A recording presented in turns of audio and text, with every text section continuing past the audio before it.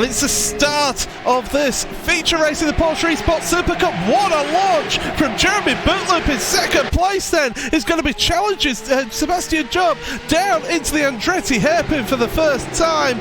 Onto the brakes, still not able to make it ahead of Job, but Bootloop, the Frenchman, has got Mitchell de Jong coming up with him, trying to make some moves and not making those positions just yet. We have got an instant further downfield, and well, fortunately for our championship leader, he's not one of those involved in that, but so easy that this could be the opportunity for some big points to be scored for Max Benecke in this championship.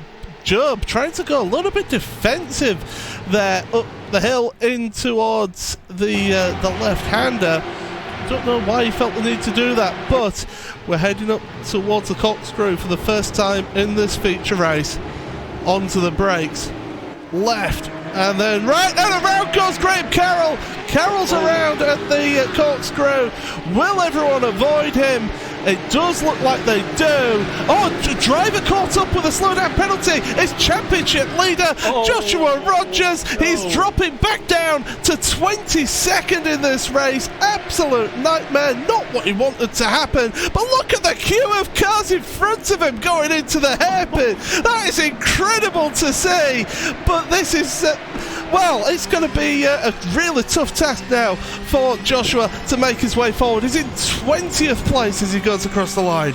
More traffic than the average rush hour on the M25 there, coming through the final corner and now in towards turn number one. Still multiple instances of side-by-side there. We're riding on board with your championship leaders who tries to file through on this absolute mess ahead of him, down the inside of Alejandro Sanchez there. So Sanchez hasn't had the best start to the race in this one, as Rogers squeaks his way through just on that inside line. A couple more points going the way of Rogers. He so desperately needs every single one that he can get, lest Benecke will be too close for comfort coming into that final round.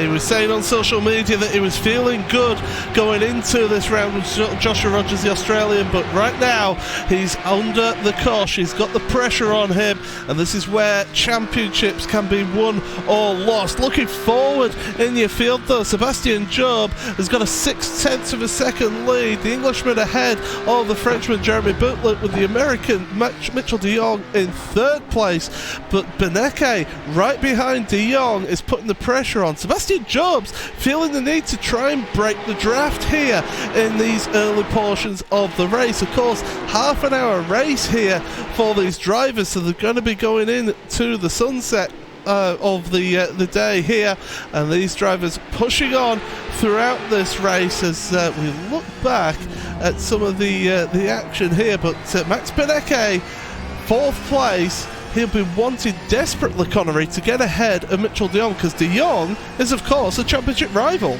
Yeah, I mean, having a look at the points coming into this one, de Jong was only around about 35 or so points off of Benecke, so it isn't panic stations here for Benecke just yet. De Jong only finished one place ahead of him in the sprint race and currently stands only one place ahead of him in the feature race. It will be close, but I don't think if you're Maxime Benecke that you can go for anything aggressive at this stage. You're already gaining a boatload of points over Joshua Rogers. You can't put that at risk. Looking at Kevin Ellis Jr. then, right behind Bobby Zelensky on track as they head into the corkscrew, and he's certainly putting the pressure on the Scotsman. He's having a bit of a difficult race this time out in the mid-pack for that Apex Racing Team driver, but Kevin will be pushing on. He's got compatriot and teammates behind, or close behind, in Jared Filsell, just behind Yao Vaz. So these drivers, they're pushing on and they're keeping the battle on here, as well as Filsell looking to try and make moves on Yao Vaz as into the Andretti hairpin. This, of course, is turn 2, as we've got an incident. And Rogers again. Josh Rogers once again, around he goes into the gravel trap, and well, there's going to be a lot of talk about this race, about how this championship has come alive. Yes, Holtzman late on the brakes, and it's front to rear contact into the hairpin there, Connery. Yeah, there we go. Joshua Rogers spun in the middle of traffic as well. So Rogers, just as he needed basically an okay race, it has all gone wrong for him like it did at the Canadian Tire Motorsports Park. There's the bit of contact there between himself and Holtzman. You have to say Holtzman 100% at fault for that one. And Rogers, he's going to be hurting. He's going to be wounded. He's still on the live pictures at least trying to make up positions. He has no other choice if he wants to give himself the best chance coming into that final round. The thing is, Josh can't afford to do anything rash in this race right now. He just needs to score as many points as he can do and not get himself any penalties going into the final round. That's what he's got to do, but I tell you what, the pressure is really on him now for this championship, and if we stay as we are, this championship is going to be wide open into that final 2 races at Monza, and we know what drama Monza creates. I mean, this place is giving us enough right here, right now, so I'm thoroughly enjoying this. It's going to be an absolute firecracker towards the end of the championship, but we're keeping an eye on this front battle because Sebastian Job this time around isn't pulling away quite as much here, Connery, and Jeremy Bootloop is keeping in his wheel tracks. Yeah, certainly keeping the British driver honest here is the Frenchman there for the race lead. But what drama we've already had here in the first 7 minutes of this race. You've had multiple incidents happen to your championship leader. That means in all likelihood it is going to be a straight-up showdown when it comes to that final round of the season. As long as Beneke, a big send down the inside at De Jong. De Jong completely and utterly butchered turn number 10 there. Beneke able to slot himself through, and he's up into a podium place. I think he actually got a slow-down penalty at the corkscrew, did De Jong, and I think he was trying to keep out the way to try and serve that penalty. He's on the brakes. He was trying to serve it as much as possible while keeping them behind, but it hasn't worked out for him. So now Beneke up into the podium positions. He is looking good for a good haul of points. Looking at the replay with De Jong, and I believe it was at the corkscrew here, so it was through the left and then at the right. He just cuts a little bit too much on the right, I feel, and that's why he was very slow into that penultimate corner. Yeah, absolutely. A critical error there on the part of the American, and now he's on the back of that, what is a podium position train there. So still not really out of contention in this one for Mitchell. Just a little bit of an error into turn 10 has put him back just a little bit, but it has handed points on a silver platter to the German of Maximilian Beneke. So he's going to be very, very happy indeed about that. I'm just going to have a look back to see a little bit of an update in terms of how Joshua Rogers is going. He's in a little bit of clear air for P24 at this stage, so that is absolutely horrible. He has 20 minutes to try and rack up as many positions as he can here to make this race just a little bit better for him. But you know, even with the abilities of Joshua Rogers, he locks up in towards the corkscrew. It's going to be tough. It's going to be very, very tough. And, you know, it's going to be interesting in terms of bringing the calculators out to see what the points gap is right at the end of this race. Well, right now, in the position that he's in, Joshua Rogers is going to be scoring 12 points in this particular feature race. For Max Beneke, he's going to be scoring 70 if they stay as they are in this particular race. That's not taking into account qualifying or the sprint race. So that's how it stands right now, just in this particular race there. So really interested to see how they move on. Now, looking... With the sprint race results added to that, there's the possibility, I haven't quite worked it out yet, that Maximilian Beneke might lead this championship into the final round. Well, you go away and do the maths whilst we're talking here, because looking further down the order, it's Jared Filsell putting the pressure, the Australian putting the pressure on the Scotsman of Kevin Ellis Jr., both drivers racing under the Apex Racing Team banner, into the corkscrew once again, but they're stuck behind Bobby Zelensky, another American in this one. Of course, we see him in the NASCAR Peak Anti-Freeze Series powered by iRacing, and well, these drivers, they're multifaceted here in this championship, and it's great to see such drivers coming in here and showing their diversity and their all-round nature of the driving. But it's a close battle here. 3 spots on the line here, 11th, 12th and 13th, as they go across the line as quick as that. Half a second between them as they head on down into the Andretti hairpin once again. But I tell you what, these drivers, they are pushing on hard. Another couple of drivers who are pushing on hard is Nils Koch and Antoine Higelar, as well as Jack Sedgwick. So 3 drivers again in a bit of a queue, and again half a second between the 3 of those as well. So great little battle packs going on in this race here, Connery, and I hope my incoherent rambling right here is giving you some time to do some maths. Still not quite done. Still not quite. It's hard to keep a focus on the race while also trying to fiddle around with the spreadsheet, I have to say. So I'll get an update on that one in just a couple of moments' time. But yeah, 20 minutes now left in this race, and well, we can see this 3-car battle on the way up towards the corkscrew there. That's Antoine Higelar trying to defend from Koch and Sedgwick. So the Frenchman, the German, and the Brit. It sounds like a start to the joke, but it's the running order for those 3 right now. I'm sure I've used that joke earlier on in the season, but anyway, as we head towards the end of the lap once again, and Koch, at the moment, the German, being patient, waiting for his opportunities, and this is what happens around this track, is that you have to line up your moves and you have to think about it. It's a real thinking person's track. Goes into the back of Higelar, goes Koch there. Higelar running wide at the hairpin, keeps it on the track, but Sedgwick goes down the inside as well. So 2 places lost for Antoine Higelar there.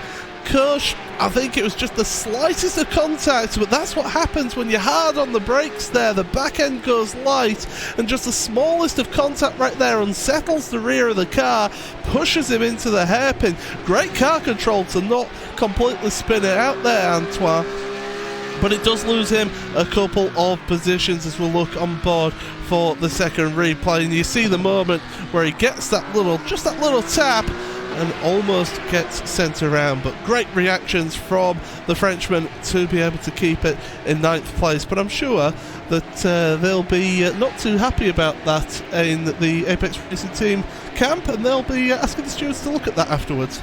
Yeah, absolutely. Certainly one that's going to be a bit contentious. There's a Redline driver having a little bit of a fracas there with the VRS Crown Sim Sports car. That's Gregor Hutu there.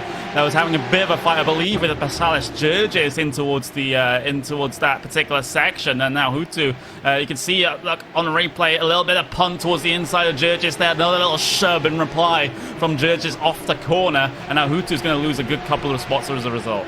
Yeah, absolutely. A little bit of damage to boot as well for him. And you just look at this queue of cars again. Further down your field, this is Hutu down in 20th, but looking behind, you've got drivers looking to make moves. Joshua Rogers, by the way, a little bit of an update, 22nd position for him. Martin Kroenke is not exactly going to fight Josh, the Australian. So Cholak in front now is the next target. The Croatian ex-touring car driver Marin Cholak is going to be battling it out with Joshua Rogers. Connery. Well, the points difference coming into the final round, if it finishes as it is, will be just a little bit over 10 points as the points difference. I haven't calculated the qualifying points into this one from this round, but if we count race results, then it's going to be 10 points in between them. So now Rogers, well, it's going to be a little bit more now. He's been able to get past Marin Cholak there into the corkscrew. A little bit of the concertina effect coming through the middle of the corner, but Rogers making that 10-point difference look a little bit larger now. It's almost like a Hollywood director has written a script for this, because I tell you what, this championship is close. Speaking of close, at the front of your field, Jeremy Bootloop is getting a lot closer to Sebastian Job for your race lead. So all of a sudden, the Englishman and the Frenchman are close together. Less than about a quarter of a second between the two of them. So these two have pulled away a little bit from Max Benecke these last few laps, and they're having their own little battle here as they come into the left-handed turn number 5. bottom of the hill, carry the speed through the corner, because you're going up a steep incline right now, so you need to carry as much speed as possible up the hill. They are powerful cars, but every little kilometre an hour will help you throughout this race. Jamie Fluke is still battling away as well with De Jong as they head into the corkscrew once again, and De Jong, the American, putting the pressure on the Northern Irishman of Jamie Fluke. So definitely some close battles up here at the front of your pack. Yeah, I've just had a little bit of look at Rogers, because he just made an easy pass over Pasalis Jurgis down in towards that turn 5. So Coanda, well, they say no team orders, but the drivers aren't exactly making it hard for Joshua Rogers to make their way through on him. So he's going to pick up a good couple of positions over those drivers of the same team here. It's almost the exact same situation as we had at Nürburgring, interestingly enough. So that's going to be a bit of a point of contention. I'm waiting for that tweet from your racing team to complain about that one. But on board with Mitchell de Jong. And, well, he's still with an outside shot at this championship. Of course, he was third in points coming into this one. He will lose a boatload of points over Sebastian Job and, of course, Maximilian Benecke as well. But if he's able to keep himself inside the top 5 here, he'll have that low percentage chance of taking things right at the end of this season. But still, the prize money for those top 5 cars, still a healthy amount in sim racing at least. Absolutely gorgeous golden glow from the sky here, setting the sun here on this feature race. We've got 13 3/4 minutes remaining in this race, and these drivers are putting on a great show for us in this one. As we're past the halfway point, Sebastian Job then is your race leader ahead of Jeremy Bootloop. That's pulled out slightly to 0.6 of a second between those two. Max Benecke, third place, 1.3 seconds behind Jeremy Bootloop, the Frenchman, was the German, and then Jamie Fluke and Mitchell de Jong, that close battle in 5th and 6th place.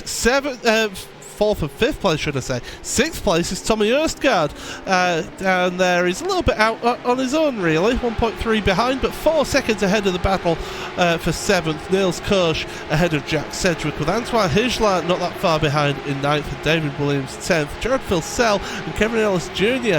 are on that battle, and Bobby Zelensky isn't that far behind those drivers either. So close battling just at the bottom of your top 10 here in this race, Connery. But everything's settled down a little bit now in this race, and drivers, they're just got in that swing of things now, and they'll be thinking about their next moves. If you look to where Rogers is right now, he's currently got Patrick Holtzman, who other than Patrick Holtzman, ahead of him right now. And this one's going to be an interesting one, because one of the instances that Rogers was involved in was Patrick Holtzman running straight into the back of him. So I'm wondering how this is going to be negotiated between the two drivers with the 18 and P19. Rogers not close enough just yet in towards the corkscrew, but he has been setting fastest laps time and time again, even while he's further down the field just like this, and in traffic having to file his way through, as those lights on those Porsches, they've turned on in the last couple of minutes. So that's how the light level is getting low here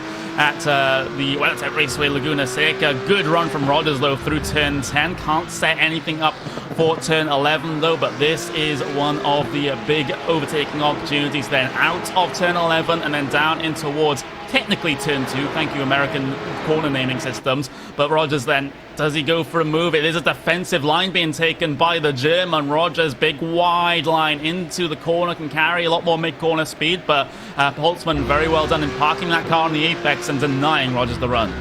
Absolutely, as they head on through turn number 3 then towards 4. You're looking back from Holtzman, from the hanging on to the engine cover right there, as Rogers putting the pressure on, piling the pressure on, should I say, in the from Australia, of course. Joshua Rogers been the king of sim racing this year so far. Of course, won the GT World Championship as well in iRacing, the VRS GT World Championship Series, along with his teammates Ricardo Castroledo, one of those teammates in that effort there. So he's already a world champion this year, and he wants to make it well, possibly the biggest series that he'll race in all year, the Porsche Esports Supercup.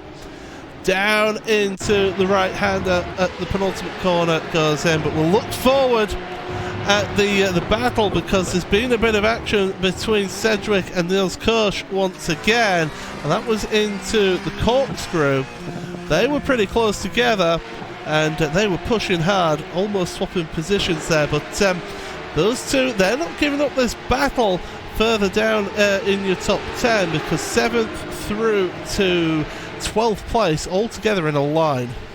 Yeah, absolutely. So very, very close run thing in the bottom end of your top 10 between all of these drivers. Just outside the top 10 as well is Jared Vilsell, also involved in this one for that Apex Racing team. So the Australian has a very good run over Williams there. Williams just butchered the middle of the corner there, and now Vilsell inside line for the king. He has to back out. Only half backs out though, still sticks a nose in there. He'll get the run up towards the corkscrew now. Nothing between them in terms of advantage going each way here in terms of the speed into the corner, but Williams will have the position into the corner to keep Jared Vilsell behind for now. But Vilsell, he's looking very, very racy indeed. A big look towards the inside for turn 9 there. I don't see moves often down into there when you're a car or so length back, but now Vilsell looks in towards the final corner. Not going to happen, but you know, like I said, it's the run out of the final corner and the dive in towards turn 2 is the big, big opportunity.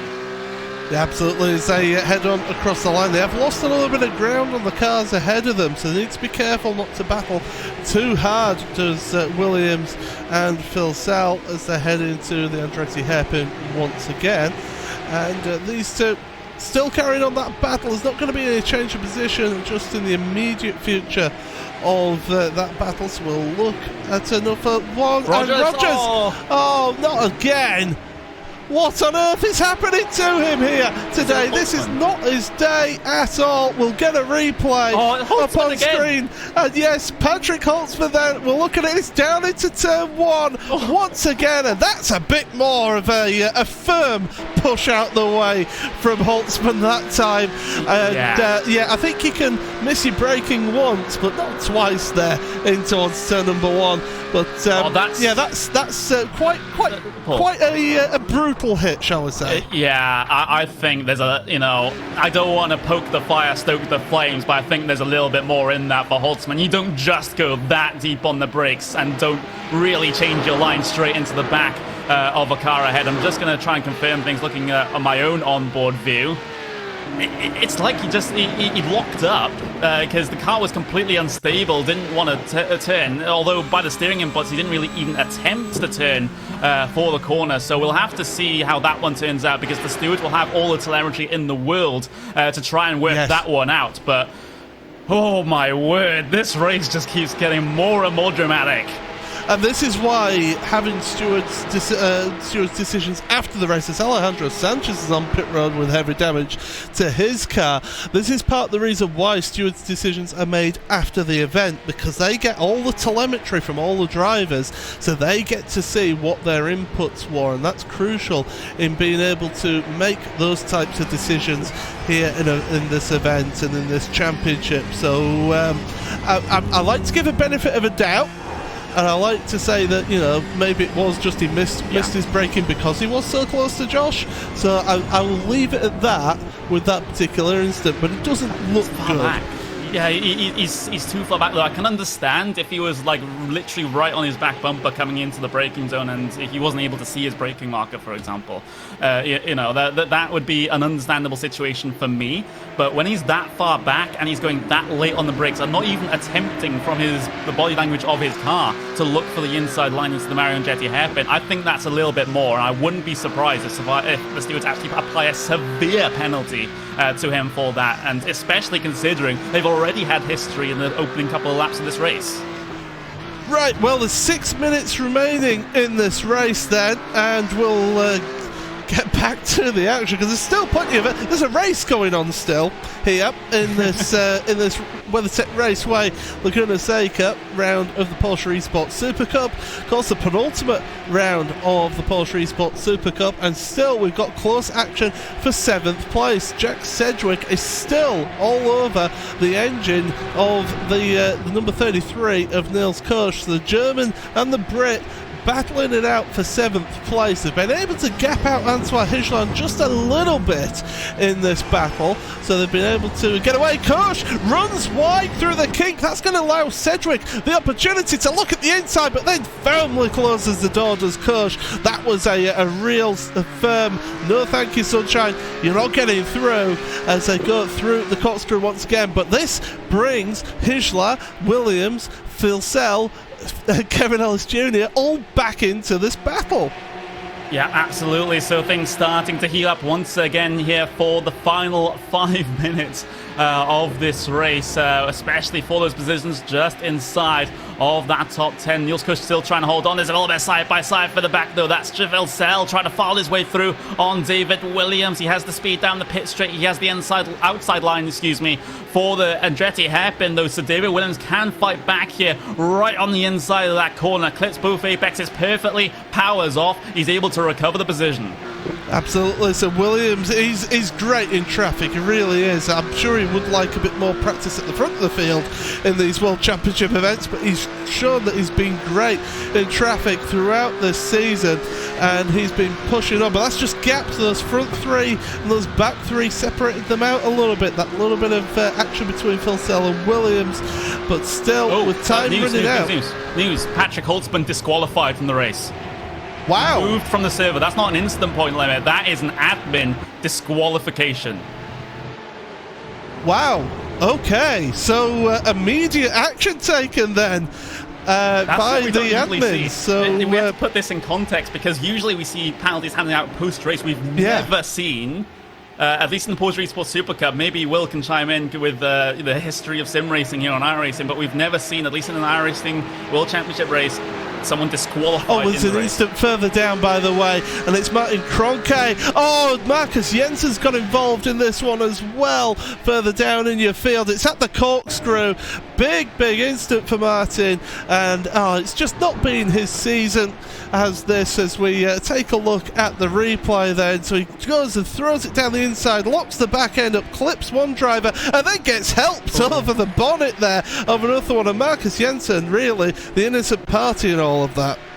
Yeah, this is that's a little bit more carnage there towards the bottom end of the field. And yeah, this race has been one of attrition, I think, is probably the nicest term I can say for this. And wow, there's so many things that are happening in this race, and we still got 3 minutes to go. There's no reason why something else can't happen here in this race to throw a spanner in the works in terms of the championship here today. So there will be some quite interesting discussions after the race about everything we've seen here today. I am certainly looking forward to that one, to see the teams and the drivers' replies to what has happened here today. There's Sebastian Job. He hasn't had any dramas in this race at all. He's pole position in the sprint race win, pole position in the feature race, and potential feature race win here. He's extended the gap over the Frenchman of Jeremy Bootloop up to 1.2 seconds, and this is very good for Joe, because he also is a championship contender as well. And with Rogers having a very bad race, he can keep himself close to Beneke and Mitchell to be able to make a fight of it. Yeah, absolutely. It was an outside shot of the championship, and well, you never know. After an event like this is perfect for him. It's not a perfect weekend because he doesn't get the 10 points for getting the fastest qualifying time, but that didn't matter for him. Still, you're looking at a maximum of 150 points then for Job in this race. Beneke is flashing the lights, everybody. He is flashing the headlights at Jeremy Bootloop. He's trying to get in the head of Jeremy as they're heading through the kink. The time is running out, and they're only going to get one more lap here in this race. So Beneke trying to make as many positions as possible as they go through the left into the right here. And well, Beneke, he wants to get that second place. He wants to give himself the best opportunity of taking the lead of this championship heading into the final round. But it's been a drama-filled race here, and well, we're at the start of your final lap here, Connery. Yeah, I'm just thinking about the future ramifications of what Holtzman did, because of course he's been disqualified from this race. We'll have to wait to see if there's any further action coming into the final race of the season, or indeed the entire championship, because that was very, very egregious what he's done here today. And, you know, of course, Red Bull Racing Esports will have their chance to respond. Of course, Niels Nujok's currently the sim racing coordinator for that team, and a sim racer at heart himself as well. So I'll be very, very keeping a keen eye on my Twitter to see exactly what he's going to say about that one. But I have to say, the behavior from some of his drivers, even in this championship, look back to the first round of Rasmussen, it has been absolutely horrendous. David Williams has been around. That's at turn number 2 down at the Andretti hairpin. We'll get a quick look at this one before we go to the end of this race. He was battling with Jared Filsell. There was just a little bit of contact from Filsell, and then Kevin Ellis Jr. finished him off there. Not a lot that Kevin could have done in that run, but Sebastian Job headed towards the end of the race now. He's just got a couple of corners remaining here, and he did it once at Silverstone. He did the double win at Silverstone just a couple of rounds ago, and through the final corner now will go Sebastian Job. The Englishman powers out the corner, and he's going to take the win here in the feature race of round number 9 of the Porsche Esports Super Cup. This is the original esport racing game. This is iRacing.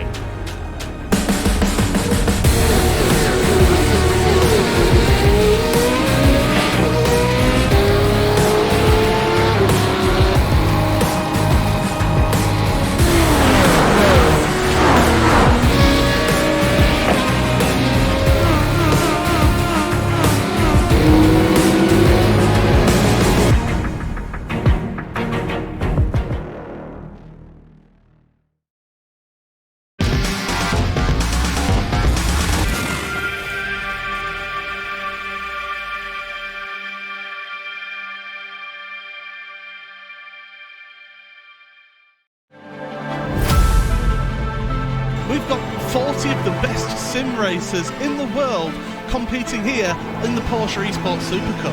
Well, here we go then. The drivers looking up to the flag stand, waiting for the green flag to drop. Engine revs rise. Green flag drops, away we go then for the feature race here in the Porsche Esports Super Cup. All he's with here on this outside line, neck and neck. Who's going to back out? Does anyone back out? Side of this Porsche. Oh, and almost a little bit of contact. Can he hang on to it? Yes, he does. Side, they go door to door for the feature race lead here on the last lap of the race. Bridger Rasmussen holding the line this time. Rogers round the outside. Brilliant move. Excuse me. Oh, Mitchell is going to make a mistake. And Sebastian Job is $1,000 richer. Going to be 3 feature race wins for Josh Rogers. Good start from Mitchell de Jong on pole position. Race now. Who's going to get it? Beneke is going to get it across the line.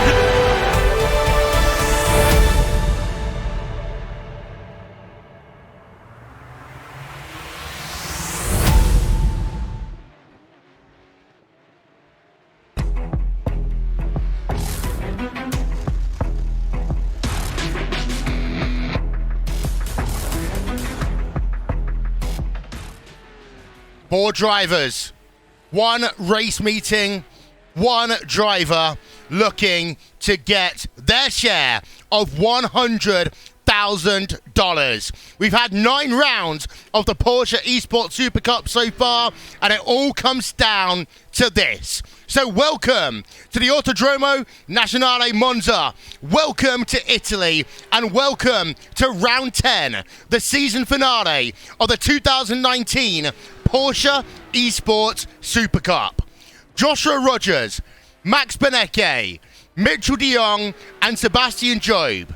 They are the 4 drivers who have the opportunity to get themselves the name of champion and head themselves to Stuttgart at the end of the year and be recognized amongst all the other Porsche champions around the world as the first ever Esports Super Cup champion. What a day, What a scene. And we are ready as we welcome you here live on RaceSpot TV and on the iRacing Esports Network, and also for the first time on Porsche's Twitch page. So hello to everyone watching on Porsche's Twitch page, and welcome to the Porsche Esports Supercup. My name is Will Vincent. I'll be joined by our commentators Paul Smith and Connery Maddock in just a moment's time. But let's have a look and let's see where we are in terms of the standings heading into this final race meeting. Joshua Rogers has got 852 points right now. He is leading the championship by just 34 points over Max Benecke, the German driver. And then in third place, the Brit, Sebastian Job, is 58 points back from Rogers. And finally, we've got the Californian boy, Mitchell de Jong. He is 65 points back from the top of the table. We've got a lot to talk about here on RaceSpot TV and on the iRacing Esports Network over the next few minutes. But Paul, before we go to this race, let's first of all say congratulations to Jeremy Bouteloup, who won the first ever esports day that Porsche hosted at the Frankfurt Auto Show a week ago. Yeah, that was a tremendous event, was that? I really enjoyed working on that event, and it was a brilliant display of driving from the front from Jeremy, and he came under a bit more pressure in the second race, but he still came away with the big victory in both the sprint race and in the feature race as well. So that was a great show and a great precursor to what's coming up here today. Indeed so. We've got those four drivers, and I want to start, Connery, by talking about the driver who is in fourth place. It is, the driver of Mitchell de Jong.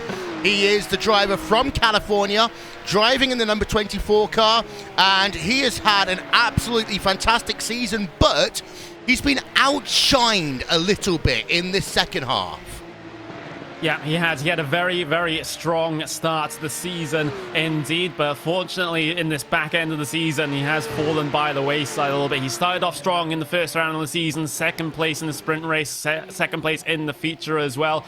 Of course, he had a sprint race win in the books as well, with other multiple second places throughout the season, but that is simply not enough when you see the standard throughout this field, when you have the likes of Rogers, Benecke and Job scrapping out for wins as well. It makes it very, very tough for anyone else. Mitchell has done a very good job at getting himself in this position, though. He still has a mathematical chance at the championship, even though the apocalypse basically has to happen in front of him. Indeed, but of course we are at a track like Monza where anything can happen. We'll talk about the layout of this track. Of course, it's so obvious to so many racing fans around the world, but to go from de Jong back a little bit, and let's talk about our third place driver in the standings. This is Sebastian Job for Red Bull Racing Esports. He is the British driver, Paul, and I mean, the second half of his season has been spectacular.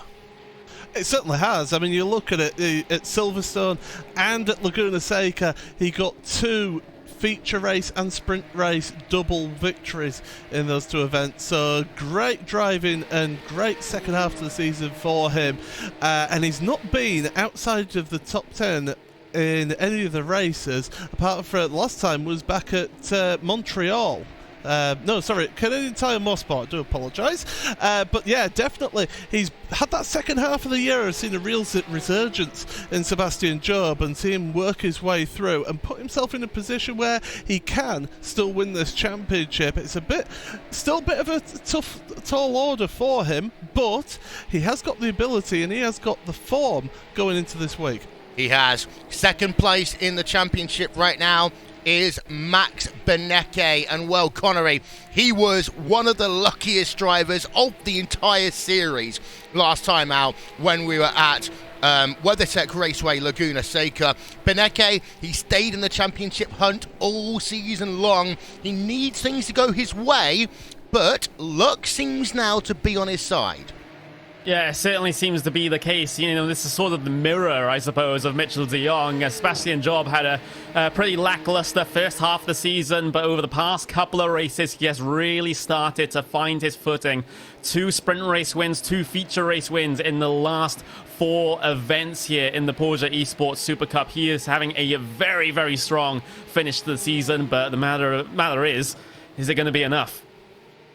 And of course, at the front of your field, your championship leader right now, the Australian driver of Joshua Rogers. And well, it almost felt at point in the back end of the season, Paul, that Josh Rogers has had to hold on. He's not had it all his way. And of course, he had a miserable showing at WeatherTech Raceway Laguna Seca a couple of weeks ago. And that's meant that today is now far more difficult for him than it might well have been. If Josh stays out of trouble in these 2 races here, then he is a shoo-in for the championship, in my opinion.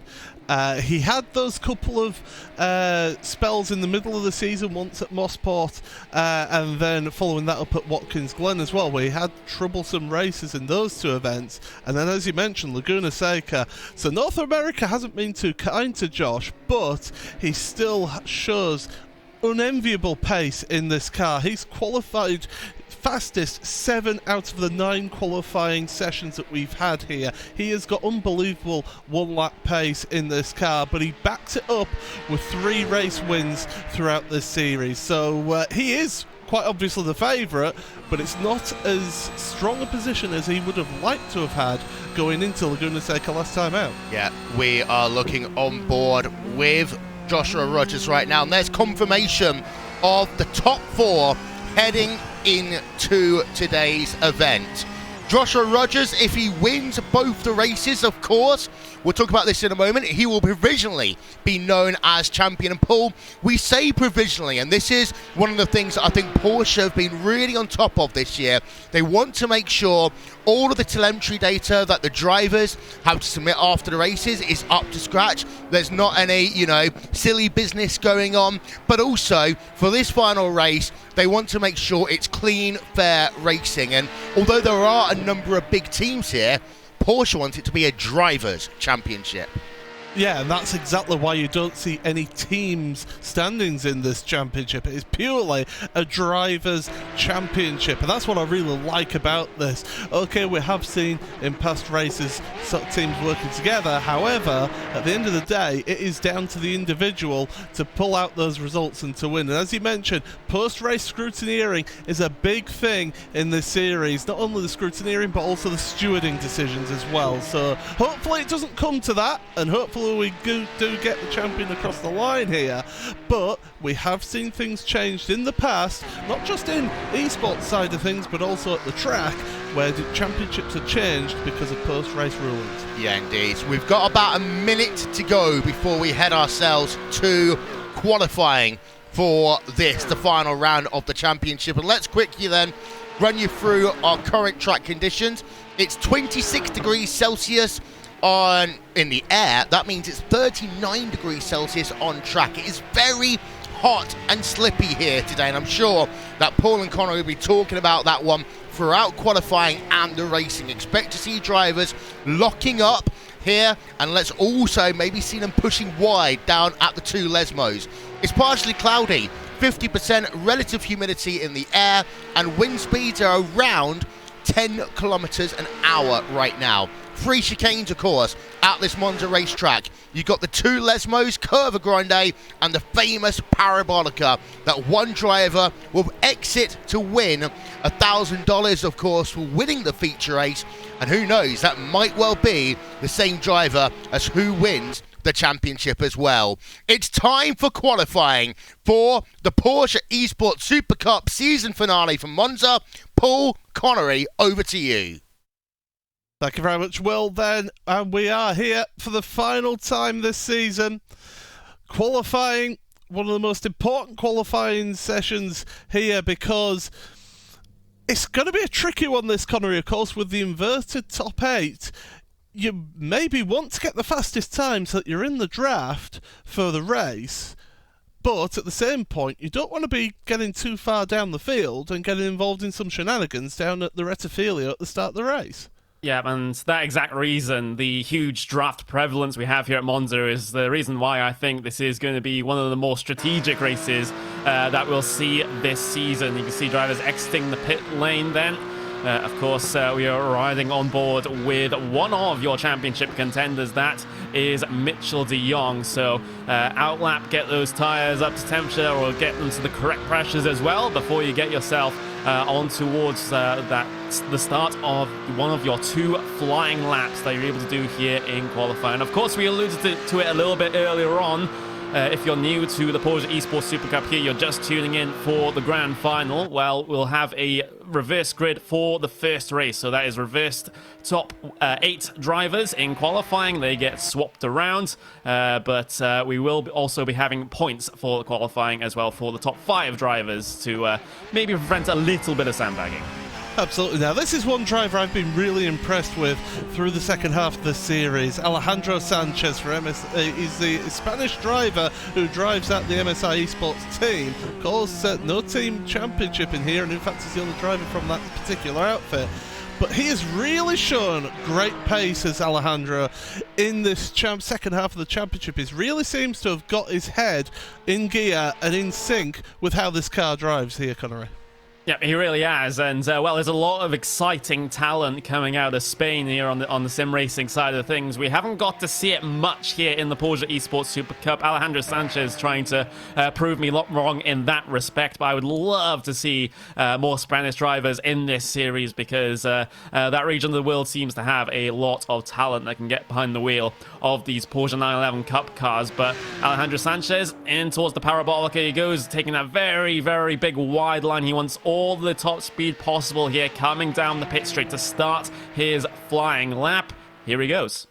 Absolutely. So let's take you then on a lap of this Autodromo Nacional Monza circuit here. Long straightaway down towards turn number 1.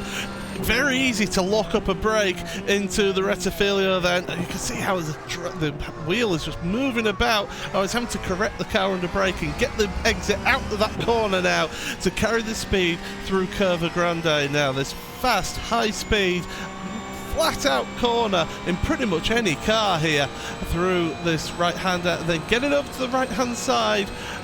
Hit the brakes just about underneath the bridge there for the second chicane, the Della Roggia. Up over the curbs, you can really attack the curbs in this car. Keep the car over to the left now for Lesmo 1. You want to touch the brakes, maybe change it down a gear. Yep, down into 3rd gear. Hug that inside because it is slightly cambered in your favour. Get on the power nice and early, then hit the brakes again.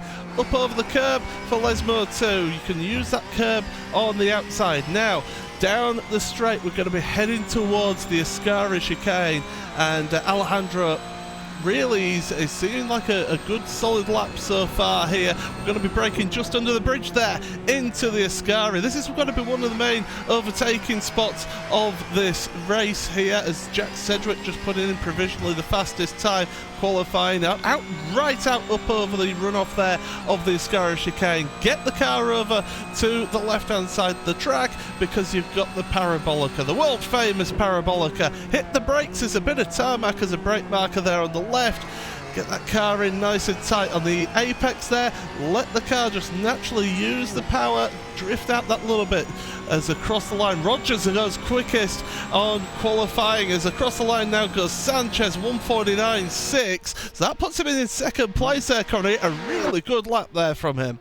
Yeah, that is a very, very solid lap there from the Spaniard. You have the Brit there of Graham Carroll heading his way through the Curva Parabolica here. I'll get my words in the right order. That's absolutely fantastic. But across the line, he will go. What time does he set here? It's a 150.5. That is not good enough to make any really progress up onto that sort of timing board there. We're still waiting for a couple of championship contenders to set themselves a lap. We're still waiting for Maximilian Benecke. We're still waiting for Sebastian Job as well. Speaking of Benecke, he's heading his way up in towards the Ascari chicane, so the German the closest to Joshua Rogers in terms of the point standings here today, and well, needs a good qualifying to start things off on the right foot then. On the run down towards turn 11 of Parabolica, Beneke, he needs a good lap time here. There's no ifs or buts about it. Yeah, onto the brakes then for Parabolica. It's important to carry the speed through the corner and out of it as well, because you want to have as much speed going out of the corners. It's the corner exits that are key around this track here to get the speed down the straight. So 49.6. That will put him in up into third place. Tatella for the Finnish driver. What a time. Only 1/10, 1.5 tenths off. Here comes Sebastian Job then across the line of 49.6. So that will put him up there in 5th position for the time being. One of your championship contenders. Another championship contender coming across the line very shortly. We've got Ilka Harpler looking there. But Mitchell de Jong comes across the line as well at the same time. And it's a poor lap from Mitchell. Ooh. A 150.1 for Mitchell de Jong, and he's parked it. He's had enough of that. He's not going to have another lap here, and time is running out for these drivers to get a second lap in now, Connery. Yeah, absolutely. Well, we've got 1 minute and 20 seconds left to get a lap in here. Graham Carroll gets himself across the line. No, it doesn't really make all that much progress up into P17 for the Scotsman. As looking at other cars out there on circuit, we just got the view of Bobby Zelensky comes out from behind the trees through the Parabolica, and now across the start-finish line, the American. Where does he start in this particular event? It's going to be, well, no higher than P14, depending on what the rest of the runners out there decide to do. I could tell you, Jamie Fluke's just got up into third place ahead of Jared Filselsa, the Northern Irishman, up into third place. Interesting fact, 0.7 of a second covering 1st to 24th here today. So really close qualifying in this one. Time's running out though, half a minute remaining here as well. I'm just having a look personally at Max Beneke. He's finishing his second lap. Will it be an improvement?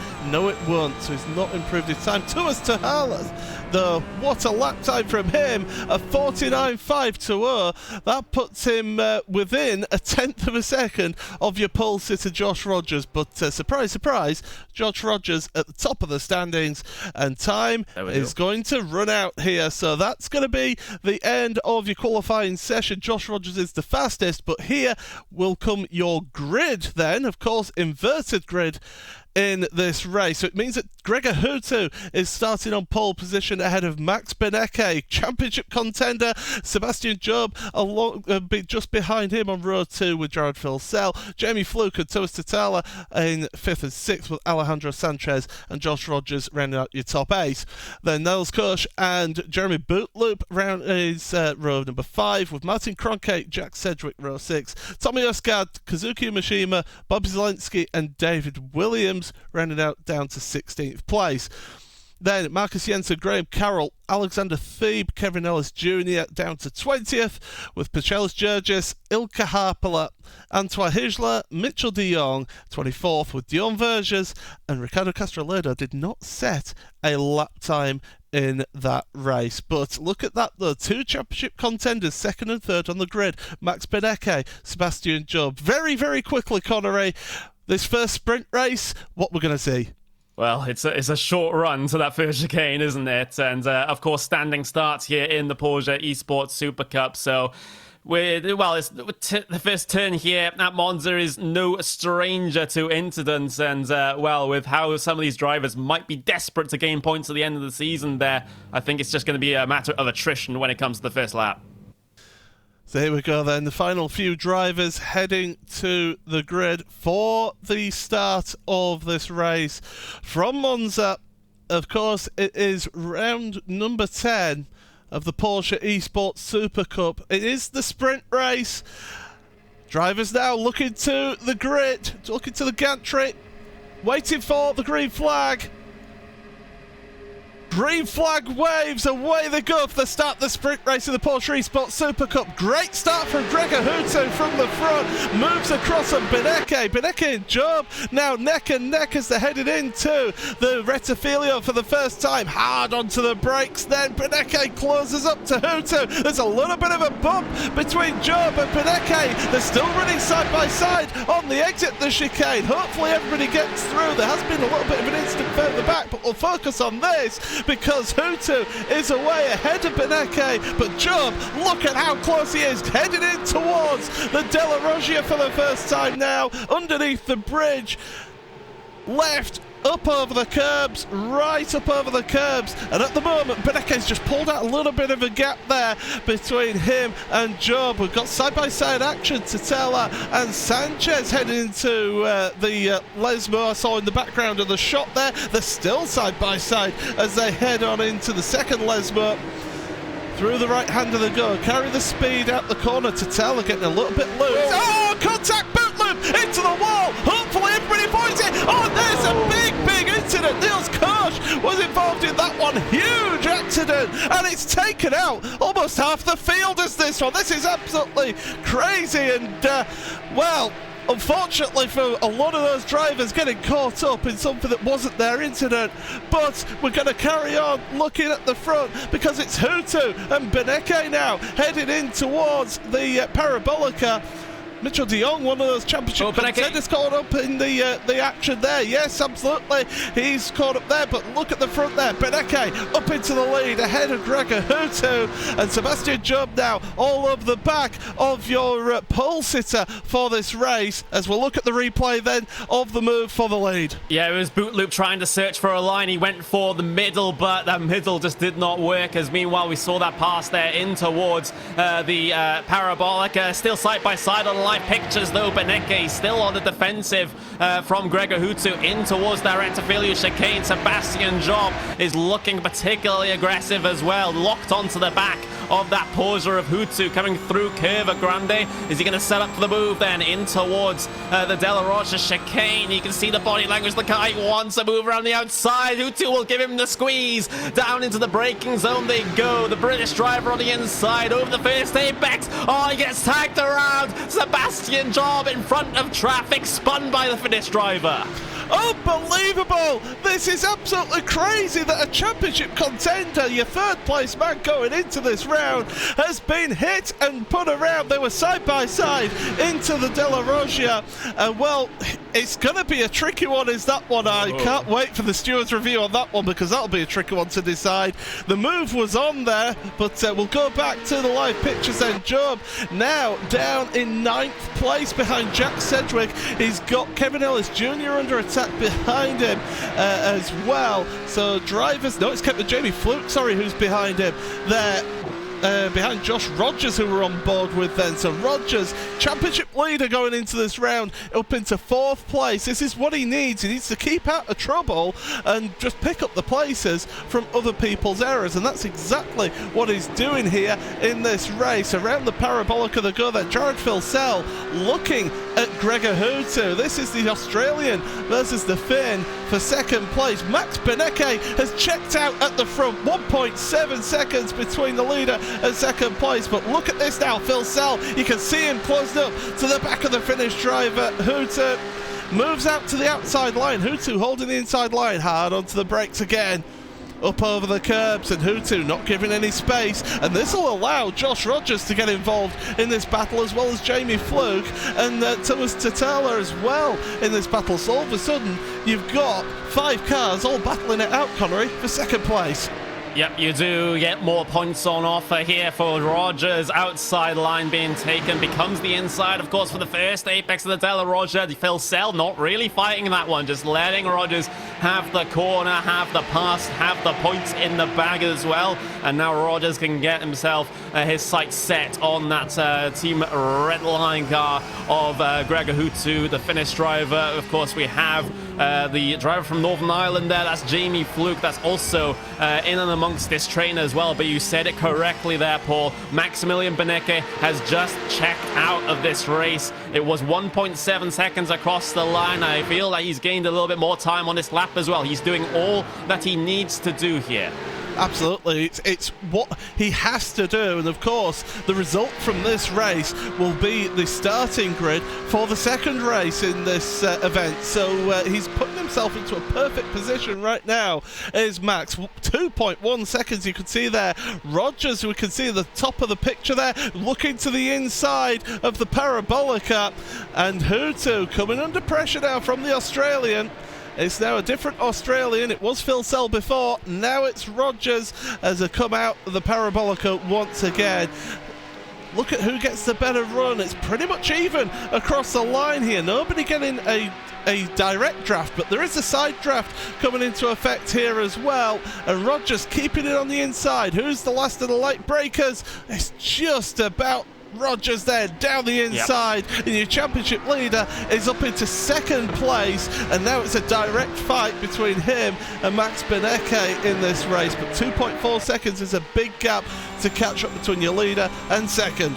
Yeah, it is a pretty big gap indeed, and not a lot of time to be able to do anything with it. 2.5 seconds between Rogers and Benecke, your two drivers right at the top of the championship standings. If this race goes the way that we might think it does, then they might get themselves a battle towards the end here. But side by side further back through the field, that's Marcus Hinson on the inside here of what is the driver of Ilka Harpala there through the Del Roger chicane. They're able to make it work. A little bit of a swap for position further back though. That's Castro Ledo, Tommy Erskard coming through the first Lesmo there. As you can see the view of that battle from the back of Harpala's car, and well, they sort out their differences as well. So we do have a good couple of sort of draft trains going here. We have that one for P2. We have this one for P12 and back as well. Absolutely. Looking at Jared Philsell then, the Australian, battling with multiple-time Grand Prix Series champion Gregor Hutu in front of him. So Finland versus Australia as they head on into the Parabolica, and Philsell filling the mirrors of Gregor Hutu in front of him. We're almost halfway through this sprint race here for you as we're coming out the Parabolica. Philsell using every little inch of the road and a little bit more on the exit of the Parabolica, trying to carry as much speed as he possibly can down that straight. Just a quick point out that Benecke from Rogers, Hutu, Philsell, that's your top four, with Fluke, Tatala, Job, who's moved his way back to 7th place, and Kazuki Mishima, who is in 8th place. We've not really mentioned him. Big mover though is Antoine Higelin, up 12 places, a big gainer out of that incident just after the second Lesmo. Yeah, he's seeming to he's seemingly able to part the Red Sea when it came to that instant, and it was the worst place to have an instant because, you know, those barriers are so close up to the track limits that there's absolutely nowhere to go. It's so easy to get a full track blockage if you have an instant coming down there in towards the Ascari chicane. So yeah, it has, you know, caused a lot of issues a little bit further back through the field, but hasn't really affected any of the championship contenders here. Mitchell de Jong seeing a lot of battling going on ahead of him. He hasn't had the most ideal start to the race either. Well, most ideal start to the day even. Qualified down in P24. He has gotten himself up to P17, but that's simply not enough, especially considering how far behind he is in the championship. So this might be sealed in terms of de Jong's championship already. Yeah, he's, as you mentioned, in 16th. He's in that queue, that draft train going down towards the Ascari chicane. He's going to get enough of position here as well as the Californian on the number 81 car of David Williams, the Englishman. Look at them all getting checked up there through the Ascari chicane. So de Jong now up into 15th, and the man ahead of him is Ricardo Castro-Ledo, the Frenchman.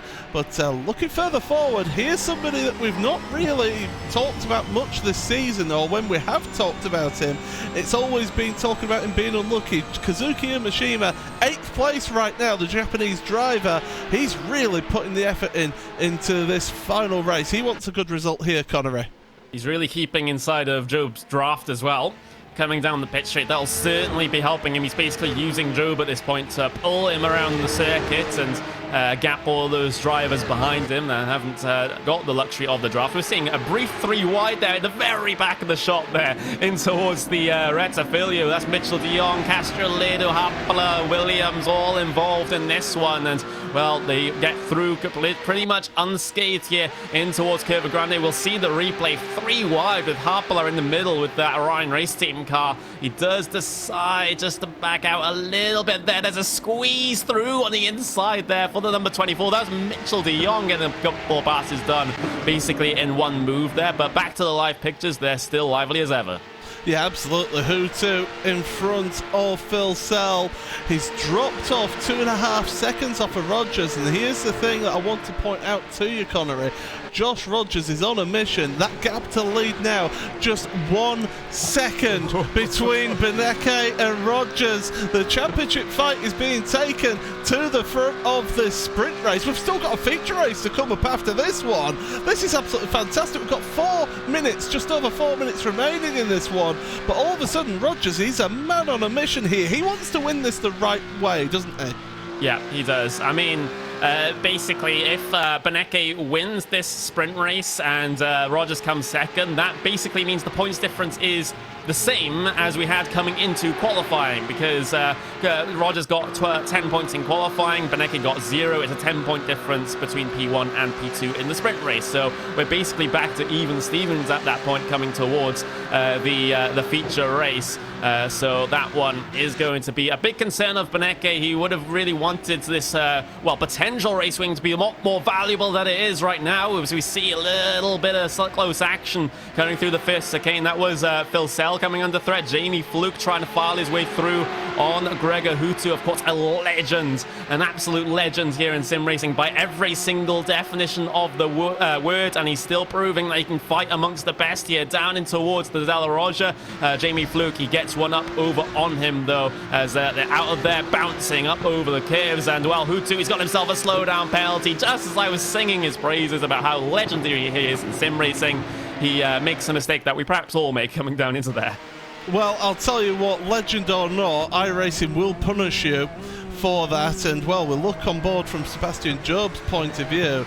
You see how you leap across those curbs and all of a sudden, oh, there's a slow moving Hutu. I'll take that place, thank you very much. So Job then, another one of your championship contenders going into this round, trying a bit of a recovery drive here. But look at the lead battle now. It's between the two of them. You don't even need to see the times. 9/10 of a second faster on the last lap, and Rogers is going for it. He's not waiting any time. He's going for it now into the Parabolica. And we're almost out of time here. We're going to have possibly 2 laps remaining in this one. He's got the position then. Change of position for the lead of your sprint race. And it is Rogers ahead of Beneke. But does Beneke want to be in this position right now? Penultimate lap, you want to hold your position behind possibly for a move on the final lap. But no, he's going to hang back. He's going to hang back here. That's exactly what I thought he would do then. He's going to wait for the final lap. He's hoping here, Connery, that he can sit behind Rogers and get that move, that overtake coming out the Parabolica on the start of the final lap. We're on the penultimate lap here. Yeah, that would be the case as Beneke then drafting through Curva Grande, but again, does not want to pass just yet. He wants the prime opportunity coming down the pit straight next time around if he wants to file himself by on the Australian. This is what I meant when this was going to be a thinking man's race right at the top of the show. Beneke doing all the calculations, and well, he needs to gain every single point possible over Rogers, but you know, still a 10-point swing may just matter in the end here. 3/10 of a second on the way down the hill, then through that compression just before Ascari. You do have to avoid the bump there in the middle of the road. But on to the brakes. Beneke still very, very close indeed. And, well, is this the time where he decides to make the move out of Curva Barabalka? Just one corner's time. Well, he needed a good run through the exit of Ascari to be able to get himself on the run. You can see the queue of cars that's behind Phil Sell further back, because those queue of cars are still going along. There's 5-6 of them there, but we'll hopefully look towards the front of the field, and we're on board then with Beneke. Start the last lap. I think it's a little bit too far behind right now to make the move down in towards the Retifilia at the start of your last lap then. So Rogers just moving about a little bit. He's trying to just break that draft a little bit, but then realises I don't really need to do that, because Beneke, he is gaining under the slipstream, but it's not enough as they go into the Retifilia for the final time in this sprint race here. We've got the feature race coming up in about 5 or 10 minutes, but out of the chicane once again through Curva Grande. Will Beneke be able to do anything? We'll look back, because Job and Fluke are side by side as they go through Curva Grande, heading towards the Della Rogia, and Fluke getting forced out towards the grass there. Hard onto the brakes. Will Job get tagged around like he was by Hutu? No, he won't. He'll get the position up to 4th place. That's as much as really you can expect of him now with how far the gaps are in this one. Still battling going on. Hutu trying to get past Tatala as well. But these drivers sorting themselves out. But at the front, it's still quite close between you two leaders. And this one isn't over yet, but Beneke needs a good run through the Ascari chicane here for the final time in this sprint race. It's through the left, through the right, through the left once again. And Beneke's just not close enough to make any moves here. He's got the slipstream for sure, but he's not close enough to make it count. So Rogers then, he's had an absolutely imperious drive in this first race. He's not had a sprint race victory all the way through this season, but right now at Monza, he's coming out the final corner and he's going to take his first sprint race victory of the season across the line in the Porsche Esports Super Cup. The Australian Joshua Rogers with the win after starting the race in 8th place here today. What a result for the Australian, and that really works well for him in the championship, and he'll be hoping that makes him a little bit closer towards becoming a champion here in the Porsche Esports Super Cup. The rest of your field are still working their way down through the finishing order.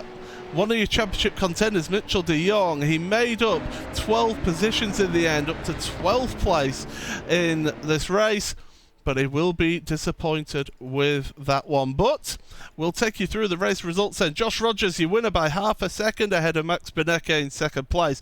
Jared Filsell 3rd ahead of Sebastian Job, and that queue of traffic there with Fluke, Tatala, Hutu, Umashima. Ellis Jr. then, it was down in 9th place, just ahead of Jack Sedgwick, the 2 British drivers. Then in 11th place, it is Antoine Hijla ahead of Mitchell de Jong, as I mentioned, the American, finishing in 12th place. Marcus Jensen and Ricardo Castrolado, 13th, 14th ahead of Ilka Harpler. Graham Carroll, he'll be a little bit disappointed with 16th ahead of Martin Kronkite. Dion Vergers and Tommy Erstgaard, 19th, with David Williams down in 20th place. Then the final couple of your runners, Jeremy Biltloop and Bobby Zelensky. Alexander Thebe finished 1 lap down, and then 3 drivers who did not finish that race, Alejandro Sanchez, Pachelis Gergis and Niles Koch.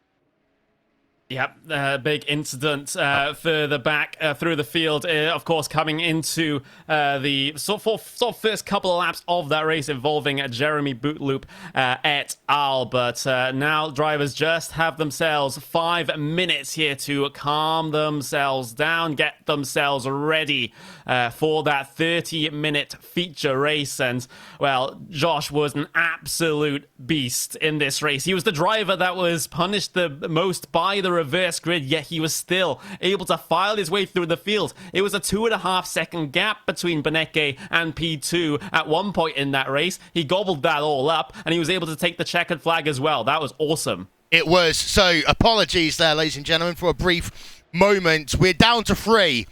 Josh Rogers, his first ever sprint race victory from 8th place all the way up into first. He passed his championship rival of Max Beneke en route to claiming his first ever sprint race victory in the Porsche Esports Supercup, and he now has 912 points. Max Beneke, second place still on the championship with 858. Sebastian Job on 826, and we are down to 3 because Mitchell de Jong is now mathematically eliminated, theoretically, from the championship.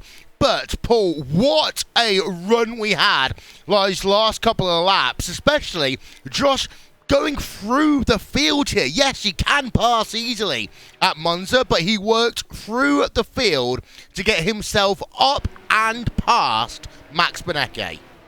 As soon as he got past and got into that second place, it was just a matter of time. He had that much pace over everyone else, and just the level of speed that Josh has here today is just absolutely crazy.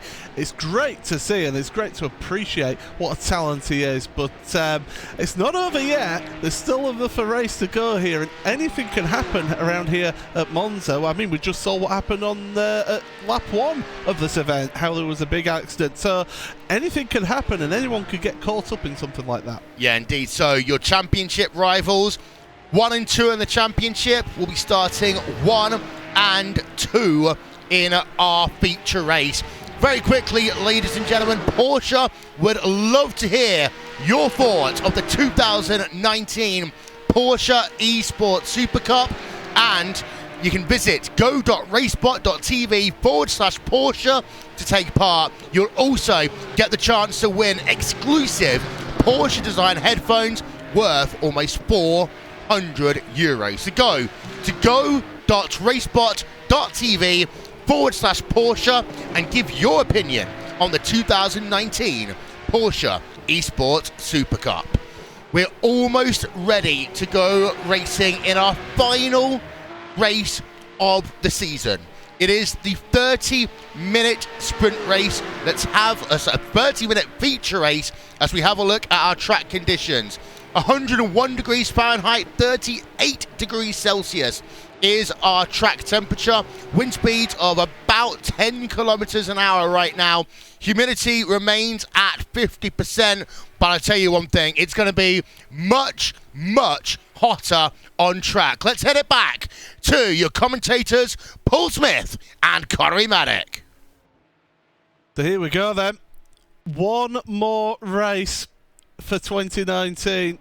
One more feature race, the one that will decide it all here and give us potentially, not confirmed, but potentially, well, it will give us a champion. It's just who will it be? We'll have to wait and see. But the time is up for their warm-up session. We're now ready for the start of this race. Grid, as it was for the finishing results from that sprint race. So it is Josh Rogers and Max Beneke pull front row of the grid with Jared Filsell, Sebastian Job. He's not out of it in 4th place. Fluke, Tatela, Hutu, Umashima, Ellis Jr., Sedgwick, Hijla and De Jong. They're your top 12. The rest of your championship coming through the screen there. So, who's it going to be? Who is your choice? It's time to find out here and to decide ourselves who's going to be the first ever Porsche Esports Supercup champion.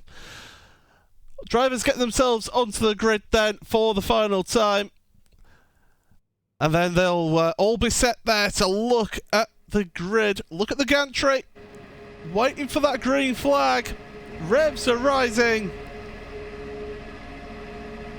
Green flag drops, away we go from the start of this final feature race in the Porsche Esports Supercup. Brilliant launch from Joshua Rogers at the front there. Beneke having to go a little bit defensive from Jared Filsell as they come into the Rettifilio for the first time.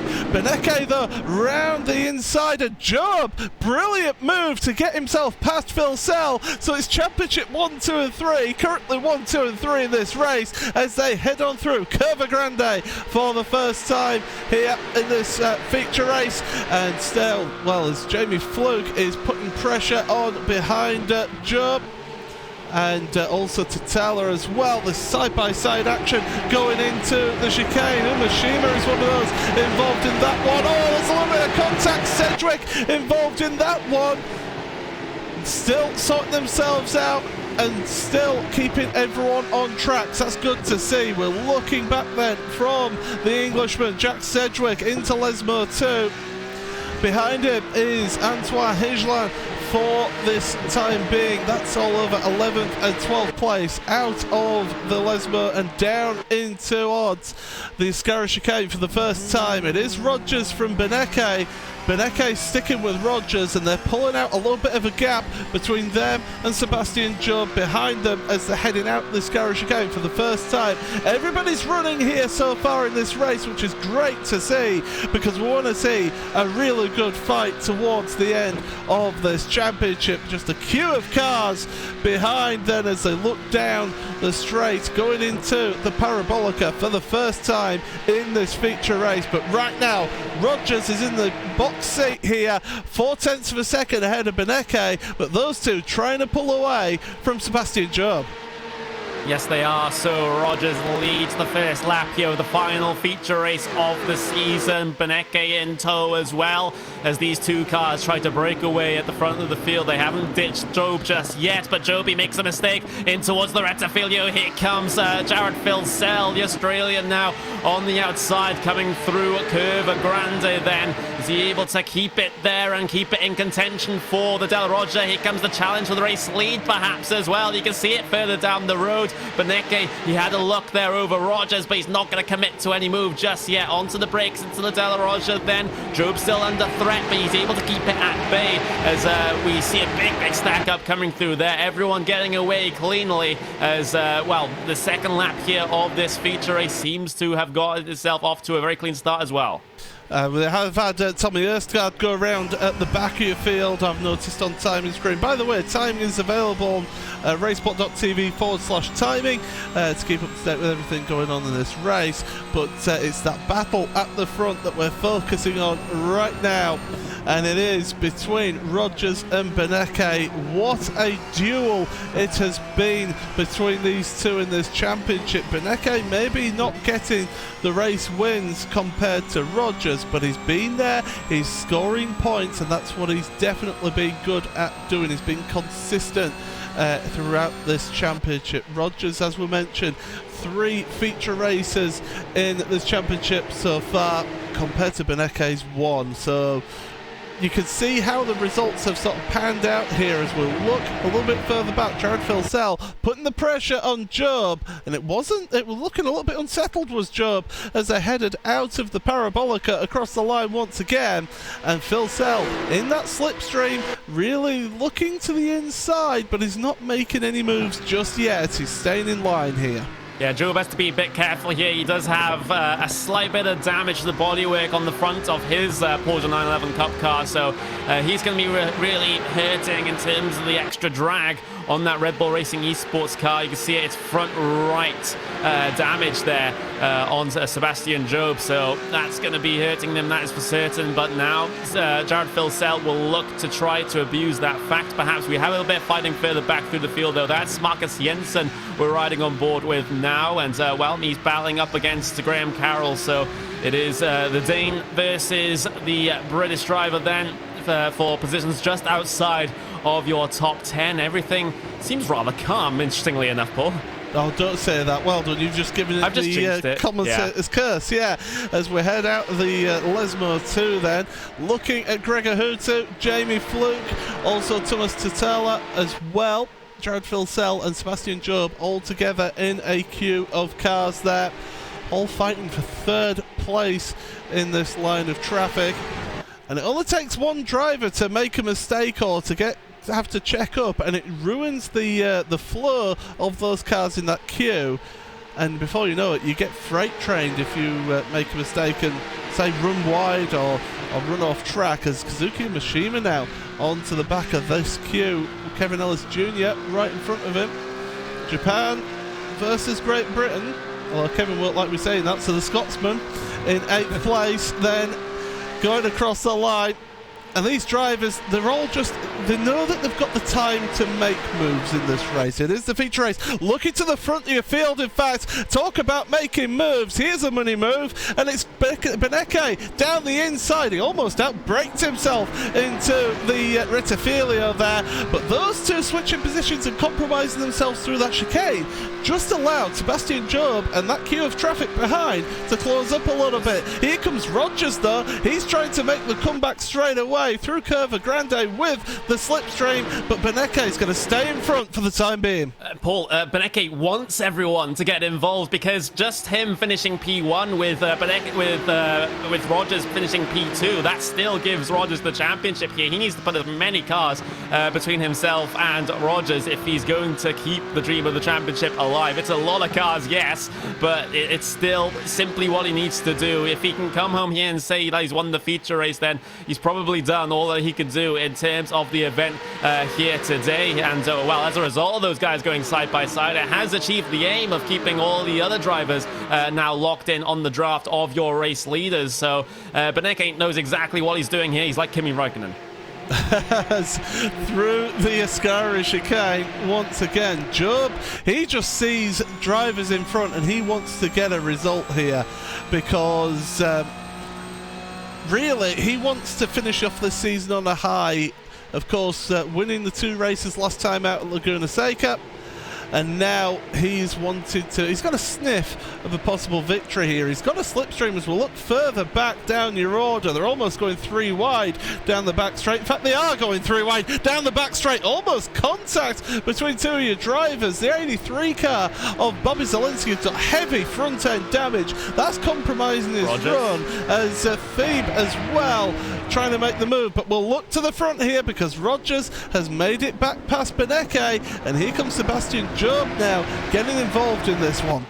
Yeah, absolutely. So Job definitely now a threat to your top 2 runners, and well, double slipstream as well coming through Curva Grande. So he's going to be catching up ever faster, ever faster. Beneke almost right onto the back of Rogers there. Was thinking about giving a love tap to the bumper in towards the Della Roger, deciding against it. You can see how heavy over the curb each and every one of these Porsches are going through there. And well, you just need to find every single sort of 100th of a second possible by doing that. And now through first Lesmo, through the second one as well. You got to be careful with the off tracks here in the most recent batch of iRacing. It's a lot more strict there on the exit of the corner than it once was. And of course, you know, you don't want to be racking up those instants. We do have an instant limit of 25 here today. You go over that limit and you are disqualified from the event. Up in towards Ascari then, Beneke close as ever. Sebastian Job still in with an opportunity as well. But Rogers, he's so good. He's so damn good coming through the Ascari chicane. And here comes Job as well. Similarly awesome through there. Brings it side by side then with the German of Beneke in towards Parabolica, and Job, he goes deep on the brakes into here. He's able to secure the position. Rogers, he's loving seeing this in his wing mirrors right now. He's seeing his main championship contenders just fight it out, and he's able to run away with things at the front of the field. Beneke, look at the waving that Job is doing, trying to break the draft from Beneke. Beneke comes back at him, coming down the middle of the pit straight. Across the grid they will go. Beneke has to get himself back in line though, and get back onto the brakes for the first turn. So a big fracas there, but it results in Joe being P2 now. Yep, so Job then up into second place there. We'll have a look at the replay then. I think Beneke actually picked up a little bit of a slowdown penalty through the Ascara chicane. Maybe could have crossed the first part of it, or maybe it's just a bad exit. Maybe actually it is a bad exit out of there, and he just pulls over. He realises that it's futile holding on to the position, lets Job through. What that does mean is that Job now, as we go back to live pictures there, we're a third of the way through this feature race, and it is Rogers ahead of Sebastian Job, the Englishman. It's Australian and Englishman with a German in third place, another Australian in fourth place of Jared Filsell, then the Finn of Thomas Tatala, the Northern Irishman of Jamie Fluke, the Finn of Gregor Hutu, and the Scotsman Kevin Ellis Jr. rounding out your top 8 of your field. But it's this front 3, that's what we're focusing on at the moment, because these 3 drivers are all battling it out for the championship and for a piece of that championship prize pool, because of course it's not just the winner of the championship who gets, they get the biggest prize, but second, third as well, they get a nice comfortable prize as well as they head on into the Parabolica once again. And we'll look at this one there. Job is just not quite up there with Rogers at the moment. He's dropped back to half a second between him and Rogers, and Beneke there in third. Well, he's in that draft. He's got the double draft then, so he's got the draft from Rogers and from Job as they head on down the pit straight once again. Will he look or will he stay behind? Really, these two need to work together right now to try and make the move on Joshua Rogers and to try and force him down into this pack. Yeah, that's simply what you need to do right now, because if, for example, Maximilian Beneke wants to take this championship, him winning the race, he needs to have Joshua Rogers finishing 9th or below to make it work in terms of the maths there in the points. So they basically need to rattle Josh's cage, make him uncomfortable, but right now he's in the most comfortable spot that he's been all season, and it's the place that he wants to be. It's at the front of the race and trying to gap these cars. He got a bit of side-by-side a little bit further back, though. That was Bootloop and Hijlan heading their way through the De La Roja. That's Bootloop heading his way through. He started P21 after that sprint race incident. He's up into P13 already, so the Frenchman is starting to recover things here in the middle of the feature race here today, and well, he'll be feeling very sorry about how that incident turned out in the first race. Certainly will, as they go through into the Ascara chicane. Once again, your leaders will focus on again.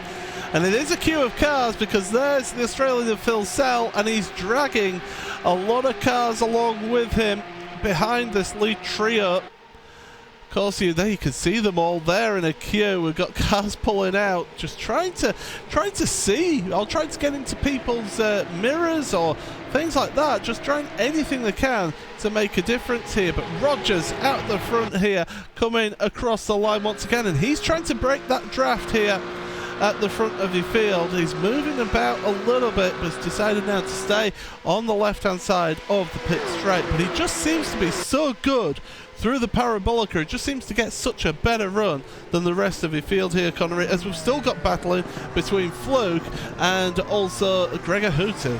It's through the higher speed corners, arguably, that Rogers, he just makes complete mincemeat out of it. Ascari particularly strong, like you said, Parabolica as well, and that's so important to get the launch down the pit straight here at Monza. So it's no wonder that he's doing very, very well here today. The top 3 in the championship still P1, P2, and P3 here. Beneke riding on board then with the German as they head through the trees into the first Lesmo, and well, you know, it's only going to be a matter of time now before Beneke start getting a little aggressive. And, well, Job hasn't really been in a position to be aggressive with your race leader at this stage. Rogers is doing a very good gap at managing the gap despite the effects of the draft here. He's just faster in all of the right places. As they head on downhill once again, you can see the big movers and shakers there on the left-hand side of your screen. Past Jurgis, great stuff to move up 9 positions in this race into 16th at the time of that graphic there. But yeah, these drivers, they're all trying to fight each other, but all need to work together as well as they head on down into the Parabolica. Look at Fluke now, come under pressure from Gregor Hutu through the Parabolica. Hutu holding a little bit of a tighter line than Fluke then. Obviously, Eva has a slightly better setup that looks after its tyres a bit more, or maybe just able to work the throttle a little bit better, but he was able to hold that tighter line, which means that you can get a bit more of a better run out the corner, down the straight, in towards the chicane once again, the Rettifilia. And there's still absolute nose to tail is this gaggle that Fluke. Good run out of the Rettifilia there, heading towards Curva Grande, and he's looking ahead, he's not looking behind. He wants to get Thomas Tatala, the Finnish driver, to move over and let him by into 5th place. These drivers are actually losing Jared Filsell a little bit here in this gap. The Jared Filsell's been able to just gap them out a little bit. So it's your top 4 all just working together, and then a little gap to Tatala, Fluke and Hutu and Ellis Jr. and Umashima. Oh, and Mitchell de Jong's up into 10th place as well. So even though he's out of championship contention, Mitchell de Jong having a really strong second race here, Conor. Yeah, just just hoping to pick up the pieces here at the end, and well, he has a pretty comfortable points gap over the next driver in the standings, and that actually will be the driver of Jared Filsell. So it's not like he has to worry about him. So he's pretty secure in terms of that 4th place finish there in the championship, which is still worth a good amount of money. Kevin Ellis Jr. though, big corner cut coming through Ascari. He'll have to serve a slowdown penalty here, so has to let Umashima through. De Jong is trying to file his way through as well, and De Jong will take the opportunity to try and get past the Japanese driver. Looks to the inside for the Parabolica, but decides not to go for it. Causes Umashima to actually have a little bit of a missed apex there in terms of the first part of that very long sweeping right-hander. Yeah, we'll have a look at the replay then of Ellis Jr. You see how he gets up over the curb. That's what sends him wide through the final part of the Ascari, up over the curb. We'll see it again from on board. So there's sausage curbs right there. That kicks him across the inside of the final left-hander. And all of a sudden, Ellis Jr. has to give up those positions. Back to live pictures then. And it's Ellis Jr. right behind Umashima, who's lost the position to de Jong. But we'll look forward then to your lead battle again. And it's still as you were, really, between these three. There's no real moves being made here at the front. Job is trying to show his nose now to Rogers. Maybe he's been looking after his tyres a little bit, looking after the car, and now starting to push on and put the pressure on Josh Rogers at the front of the field. But Rogers has been at the front from the start of this race. He did lose the position for a lap to Max Benecke in this one, but he then moved back in front. He stayed there in the lead, but Job, Benecke and Filsell there as well, all together as they go down the hill, plunge downhill underneath the banking, the old oval circuit, uphill once again into Ascari, up over the curbs. You can attack these curbs a lot, and you can see how Rogers, look at the different line that he's taking, and look at the speed that he carries through the Ascari chicane. This is one of the points where he has such an advantage over everywhere else. He's got the Ascari absolutely nailed down, and rougher corner that he's got nailed down is this one right here, the Parabolica. He just seems to be able to carry just that little bit more speed compared to the rest of your field once again on the exit. Yeah, he gets us such a good launch off of these corners. You know, he's leaving Job and Benecke in his dust, basically, coming down on towards these straights. And now they're going to bunch up once again, coming into the first chicane. Benecke from long range, not going to go for it. It did force Job to go slightly defensive there, down into the braking zone, so he was definitely thinking that might be a possibility, but Benecke still playing it passive at this stage of the race. You do have Jared Filsell just on the outside looking in on this one as well, so definitely don't count him out of things. And well, he's not in the championship, but he still wants that money for finishing on the podium, right? Well, yeah, don't forget these drivers that finish on the podium in each race get prize money, $1,000 for the winner of each of the feature races, $400 for second and $200 for third place. So still these drivers could be earning some handy pocket money in this race as they go through the Lesmos once again. Hutu putting the pressure on Jamie Fluke further back in 6th and 7th positions, the Northern Irishman and the Finnish driver down underneath the banking once again, up, and they will go into the Ascari chicane once again. Don't forget, with just about a third of the race to go here, that Porsche would like to hear your views on the 2019 Porsche Esports Supercup. Go to go.racespot.tv/Porsche to take part, and you'll get the chance to win exclusive Porsche designed headphones worth almost €400. That's go.racespot.tv/Porsche to take part in that survey. But looking at surveying the field here as we're heading on into this final third of the race, then Connery, really that front three, they haven't made any moves yet, and we're going to be starting to see them get a little bit more ambitious towards the end of the race here. I mean, when you're coming into the final couple of laps of the final race of the season, you know, that does a funny thing to some drivers, let me tell you that. So there will be, when it comes to those final couple of laps, there'll be no holds barred, that is for certain, between these three right at the front of the field. Still have all to play for in terms of the podium money. Of course, the championship money is looking relatively securely. Joshua Rogers is at this point. There's a big battle though further back. Fluke and Hutu getting so close into the Della Roja. Fluke able to work his way defended there in towards the Della Roja chicane. Mitchell de Jong having a look as well, and that just allows Umashima to get himself involved into the first Lesmo. He goes, able to squeak that Burst Esports car ahead to the Japanese driver. So that's one gains there from Umashima. He's well, he had a strong sprint race. He's having a relatively strong feature race as well.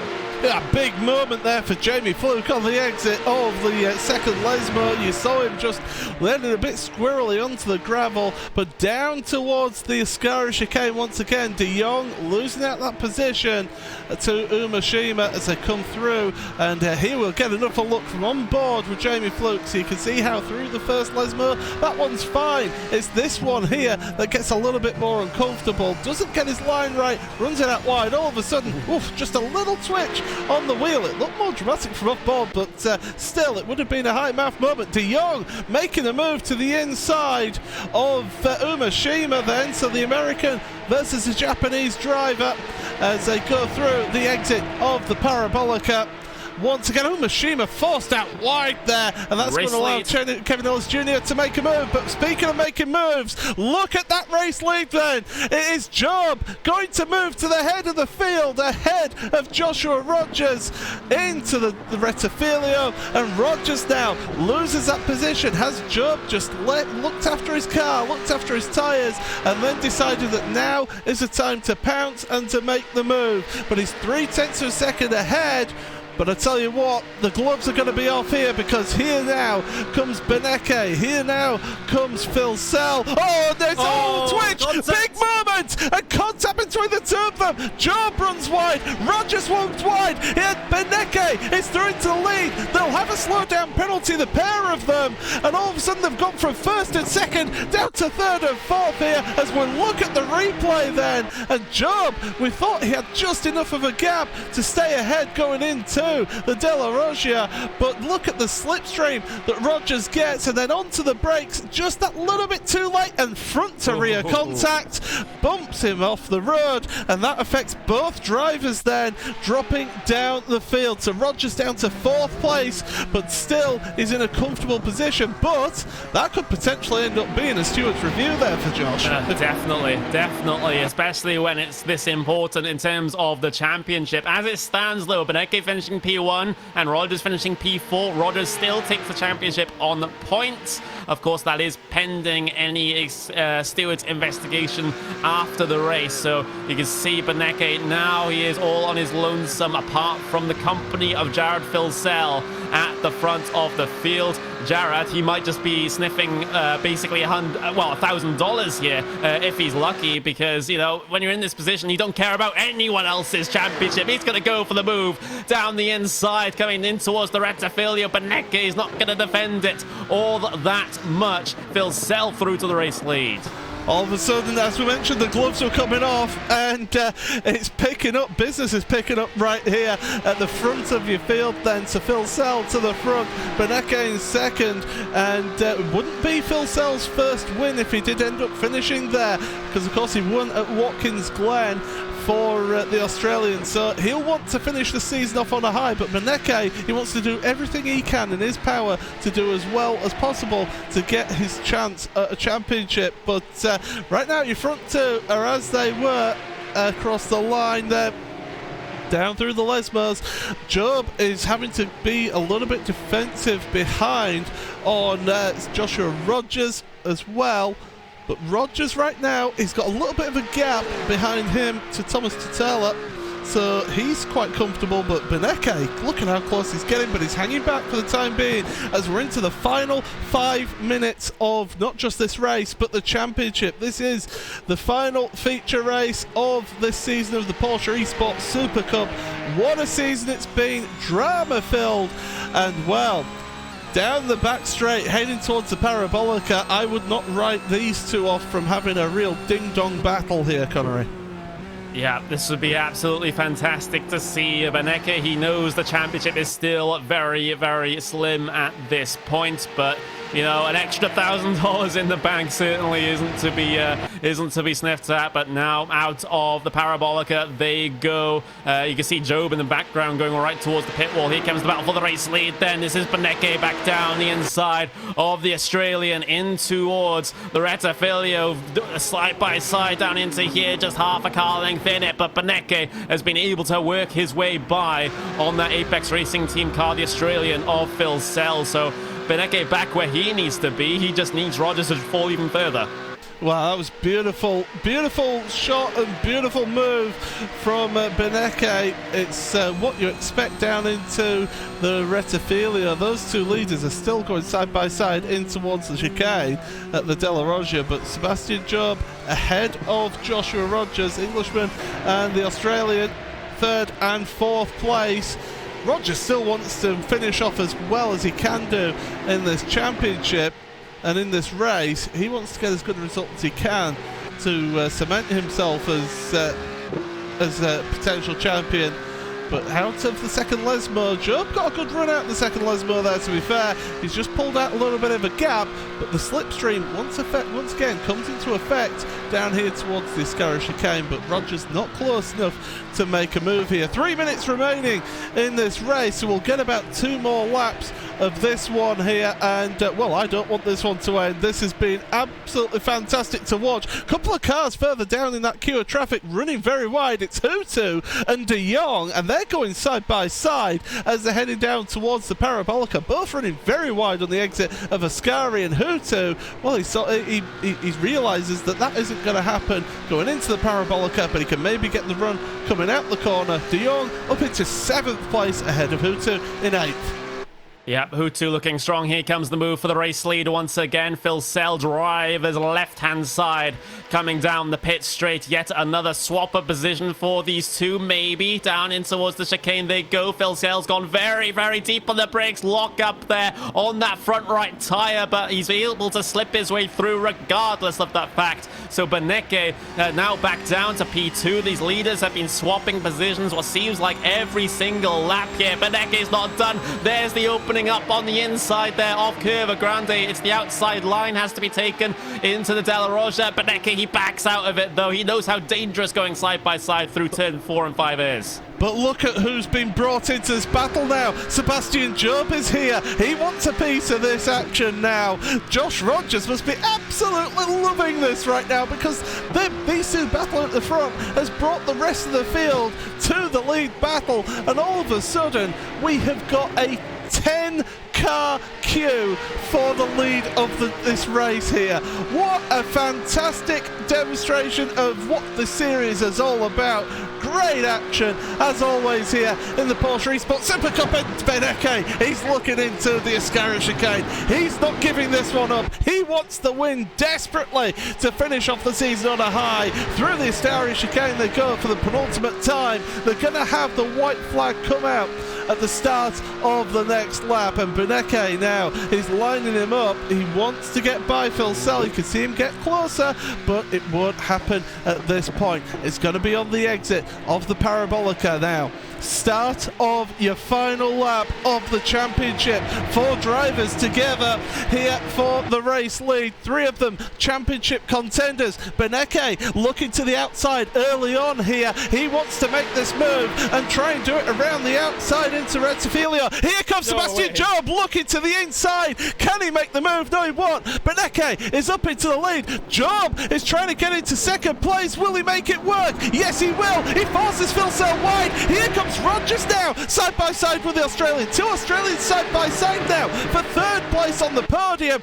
What is going to happen between the 2 of these? Because Rogers got a good run out the corner, but Phil Sell has got the slipstream. He's holding the defensive line. He's now trying to attack Sebastian Job here into the Della Roggia for the final time. Beneke, Job, Phil Sell, Rogers. Then there's Tatella, Fluke, De Jong, Hutu, Umashima, and Kevin Ellis Jr. all the way down the field. In fact, Umashima has lost a position there, but what a final lap this is proving to be, and we're only halfway around here as we head on out of the second Lesmo now.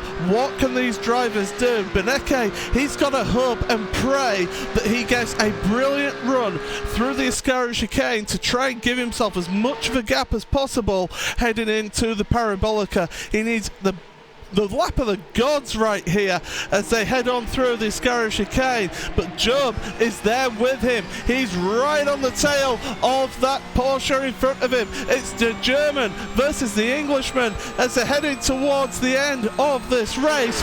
What can Job do here? We've seen close finishes in World Championships here before in the past, and here we go. Parabolica, last time Phil Sell looking to the inside of Job. Job's trying to get the run out the Parabolica. Who's it going to be across the line? It's going to be Max Beneke, who's going to take the final feature race victory here in the Porsche Esports Super Cup across the line. What a finish that was, but what a finish also for Joshua Rogers. 4th place for him across the line, provisionally, pending any investigations.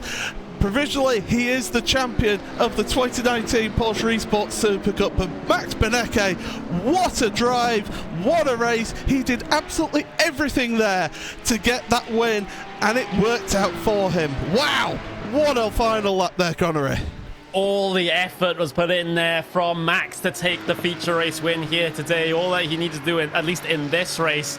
But it just ended up being Rogers too strong. Finishes P4, and of course, pending investigation, is your championship winner here in the Porsche Esports Super Cup, the first season here on iRacing. $100,000 the prize pool, a good chunk of that going into Rogers' bank account. I believe it's 25,000 plus the money that he's won throughout for finishing on the podium of all the feature races that he has done so in this season. What a well-worked season, though. It's been absolutely awesome to see these drivers at the level that they're at, and it just provides a fantastic show. You can't say anything more than that. Well, I've got my breath back after that final lap, but we'll be able to give you your final standings very shortly here. But what a championship this has been, and what a glorious way to finish off the championship with one of the most iconic circuits in the world, Monza, and brilliant, close action between all of these drivers. But there we go. Let's bring up your race results then here for the final time of the final feature race of the 2019 Porsche Esports Super Cup. And it is Max Beneke who wins this one by a 1/10 of a second across the line ahead of Sebastian Job. Jared Phil Sell, 3rd place ahead of Joshua Rogers in 4th. So the 2 Australians, 3rd and 4th place. Jamie Fluke started in 5th, finished in 5th ahead of Mitchell de Jong with a great recovery drive from Mitchell. Gregor Hutu, 7th ahead of Thomas Tatala. Kevin Ellis Jr., the Scotsman, and Jack Sedgwick round out your top 10. Then Kazuki Yamashima dropped down your order into 11th place ahead of Jeremy Bootloop, 12th. David Williams very close to Bootloop, and also Martin Kroenke across the line in 14th. Graham Carroll 15th ahead of Marcus Jensen 16th. Alejandro Sanchez, Pachos Georgis Ricardo Castroledo and Jan Verges round out your top 20. Then the final finishers in this one: Alexander Thie, Bilka Harpala, Bobby Zelensky, and Antoine Higelart finished a minute down the field, and then one lap down Niels Kirsch, and one driver did not finish, and that is Tommy Erstgaard. Wow. Wow. What a final round of the championship we have just witnessed. It had everything here today. We had, of course, a big crash in race number 1. We had ourselves a battle between Beneke and Rogers during the sprint race. We then had ourselves the battles going on in terms of the feature. We had the controversy, the moment when Rogers and Job came together down at the second chicane, and then we had ourselves Max Beneke taking himself the victory. This event has truly had everything today, and what a fitting end to the 2019 Porsche Esports Supercup final. And I did say to the guys before we went on air, we need to remember that all of these results are provisional, pending stewards' inquiries after the event. And well, there might yet be some drama to come in the stewards' room after that incident between Rogers and Sebastian Job down at the second chicane. It looked as though that Rogers just outbraked himself, but the situation was he ran into the rear of Sebastian Job, forced him to both fall down positions, and then, of course, have to work back through the field. Max Beneke was loving it at that point. He had himself the race victory almost gifted to him. But Jared Filsell, he was saying, wait on a minute, I'm still here. I'm still here to race. Filsell gave Beneke a run for the money of his own.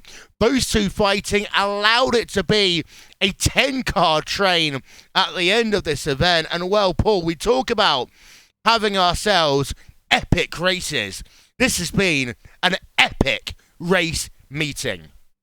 If we do get another season of this, I want this to be the ending of the championship once again. You always get great racing here at Monza, and when you've got these cars, these Porsche 911 GT3 Cup cars, all working together, they're so close on the setups that you end up with that really close action. As I called it in the commentary, the top 10 were all in a queue of traffic on the start of that last lap. Great stuff to watch there. High drama. It's just fantastic. I'm lost for words. It was brilliant. Sensational. Yeah, incredible. Absolutely incredible. So, let's have a chat to some drivers, shall we? And let's start with the driver who won this event in the feature race.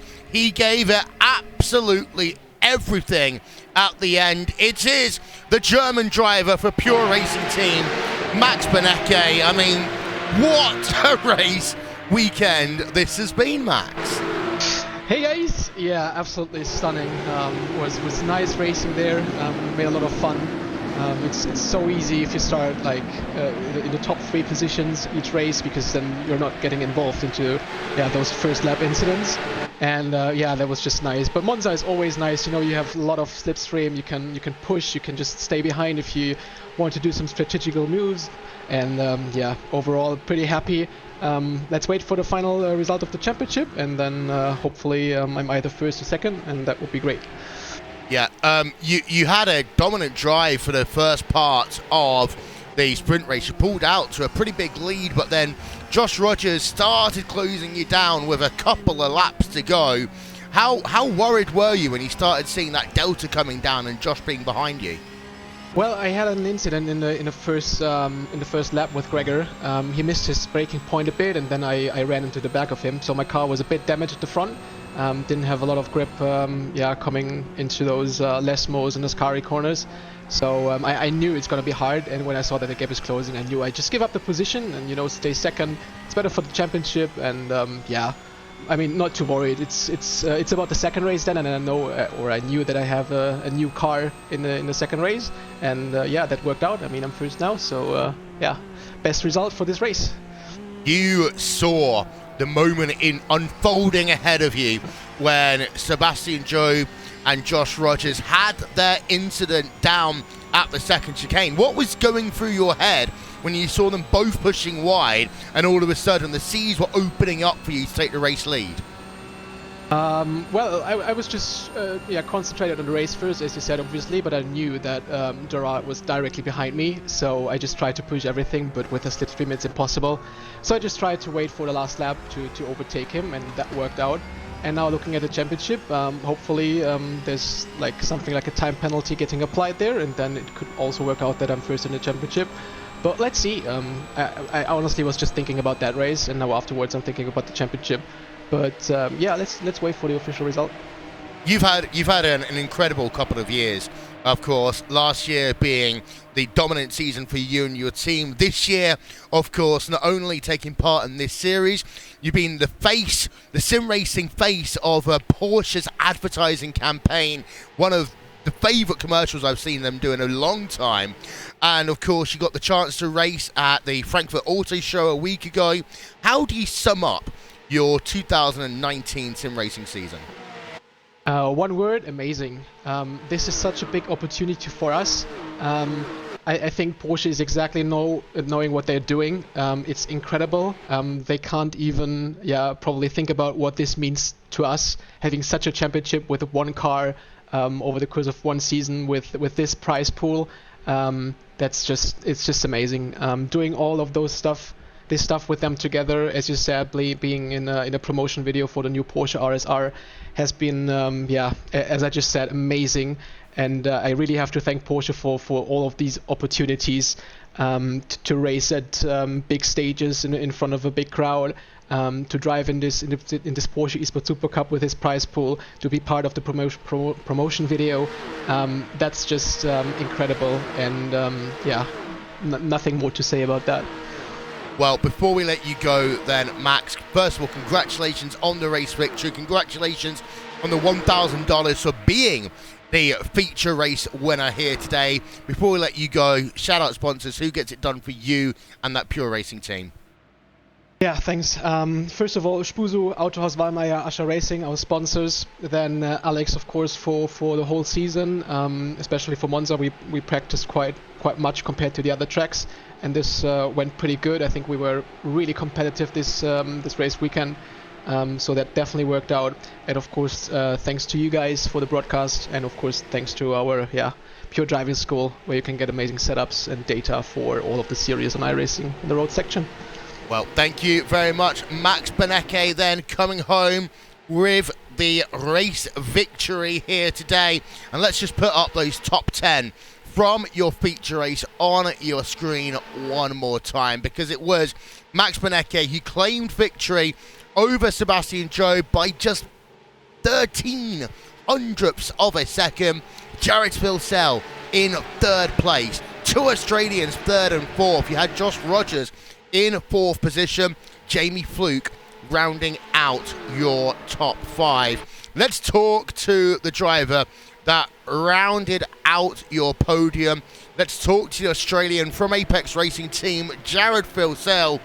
Jared, it seemed to be in that race, you didn't really care if people were running for a championship. You were just running for you, your team, some pride and some money.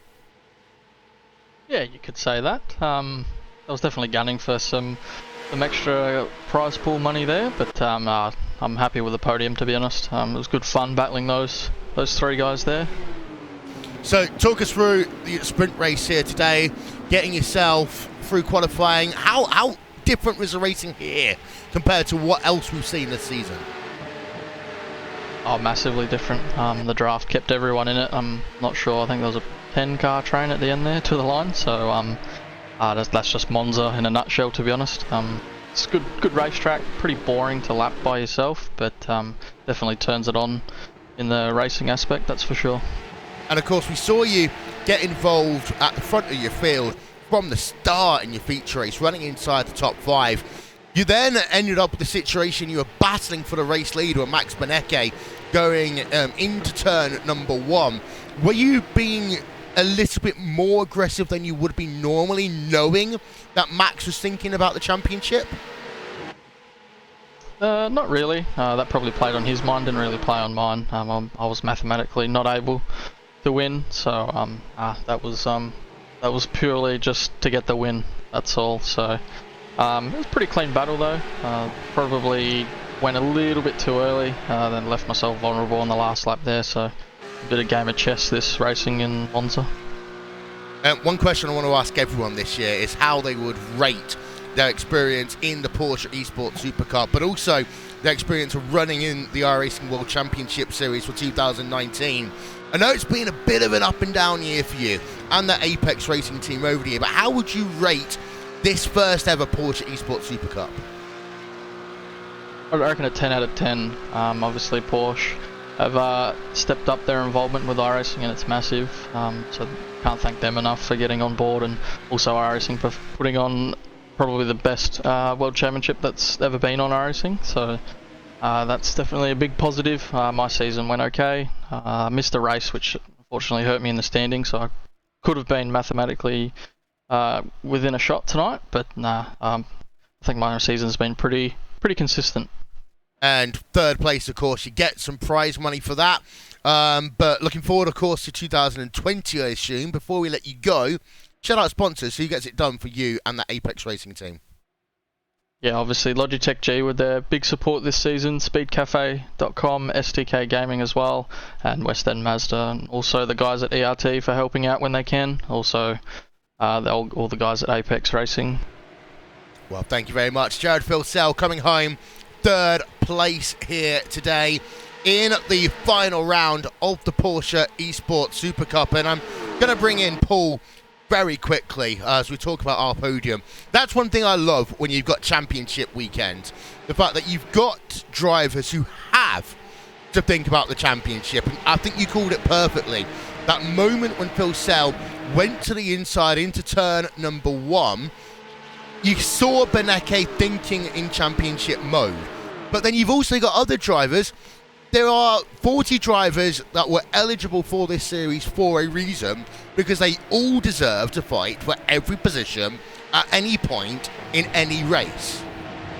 Yeah, absolutely. And we've shown that all the way through this season, what these drivers fight for and what they've been putting themselves through in this championship. And it's that little bit of a rock and hard place moment for somebody who's in contention for winning the championship, when you've got somebody who has nothing really to lose. Throwing one down the inside of you, you're thinking, do I defend it or do I just get the points? But at the end of the day, you can't really change how you've been driving all year just for a final race, because more times than often, when that happens, drivers end up losing championships because they change how they drive towards the end of the season. So it was very good driving from Max to be able to think that way, but also to get the win. But Jared, brilliant drive as always. He puts on a great show for us, if nothing else. Yeah, indeed. So let's talk then to one more driver. In fact, we've got two more drivers to talk to.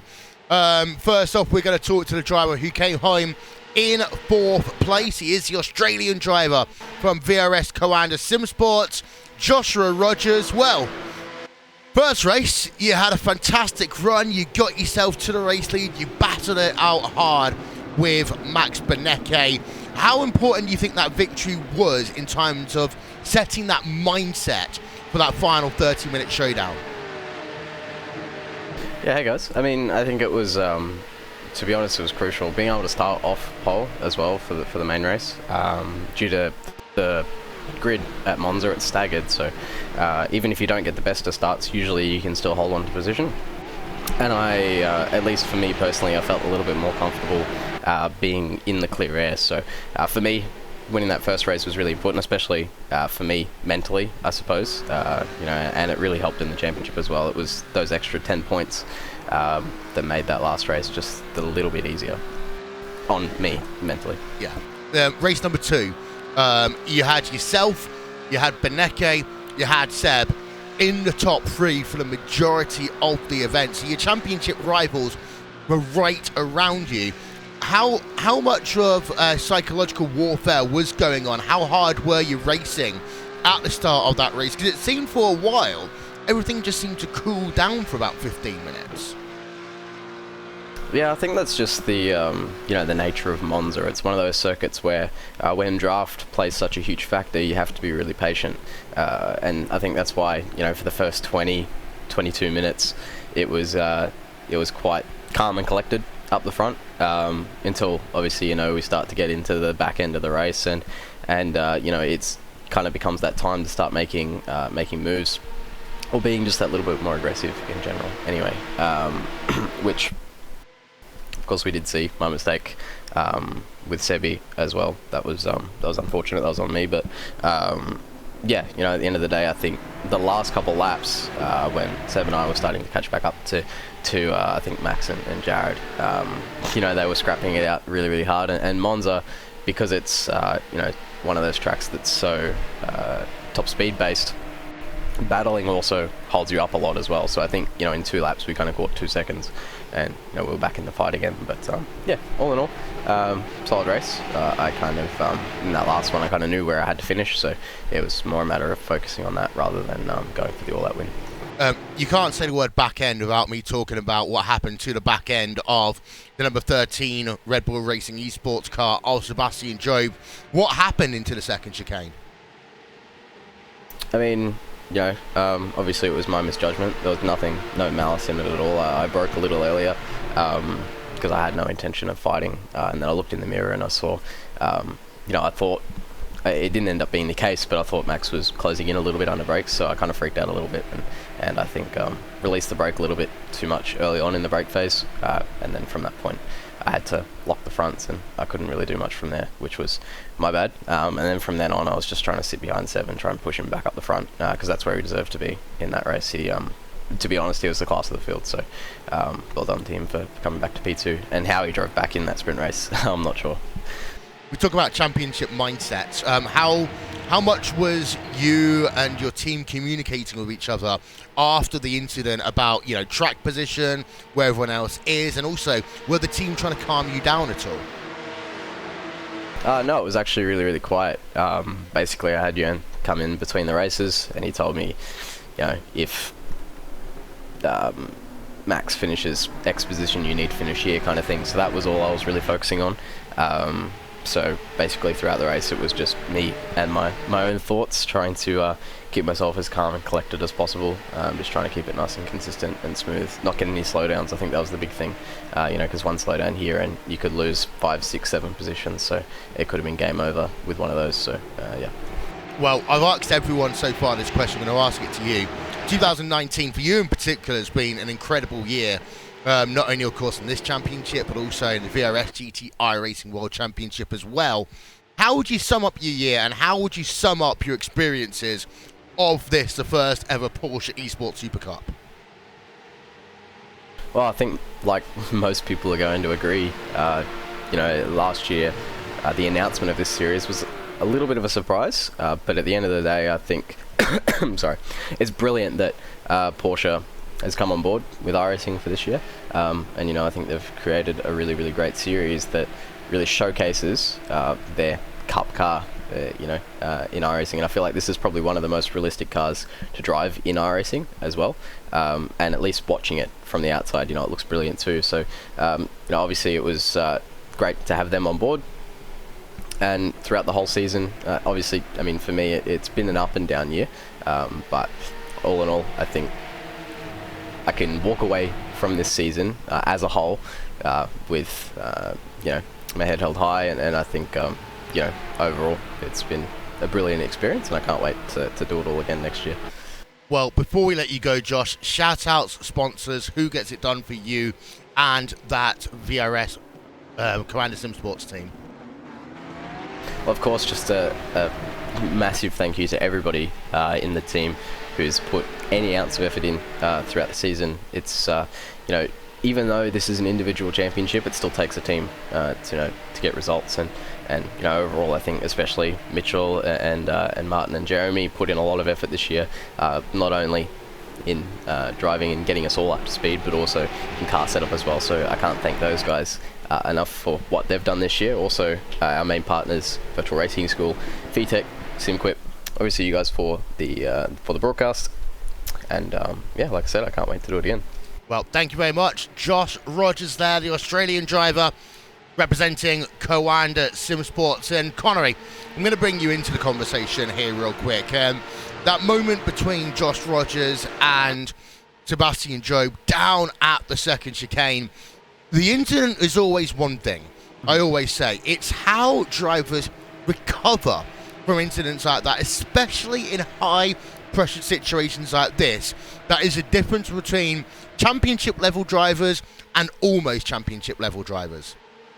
Yeah, absolutely. And both Job and of course Josh as well recovered quite admirably after that little altercation down into the chicane, but especially Job getting himself back up into a second place for the feature race. It really does show a sign of things to come. I think a potential season 2 of the Porsche Esports Super Cup might be as if not more competitive than this one has been. That is for certain. The drivers do have a little bit of a break. We're going in towards the sort of private endurance league sort of months towards the end of the year before we get back to World Championship action coming into 2020. But that's a lot of time for some of these drivers to start catching up on maybe what Josh has been doing behind the wheel of the car, and maybe we'll see absolutely brilliant action next year as well.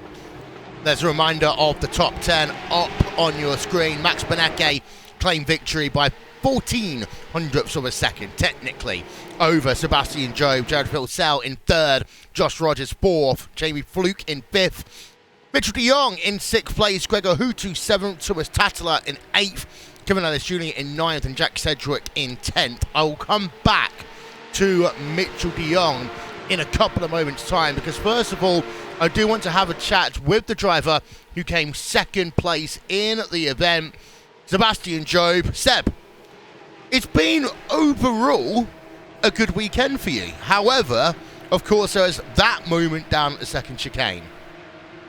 I don't really want to call it a good weekend. I came into it wanting to win the championship, and I didn't. I needed a lot of good luck to do it, but yeah, I didn't get any good luck. I had a bit of bad luck, but I can be happy with how I drove, I think. But yeah, it just didn't work out in the end, unfortunately. Well, talk us through your race weekend from qualifying and that first sprint race, because it looked as though you had quite a bit of speed coming into it, but of course the way the reverse grid and everything works, did that compromise you at all?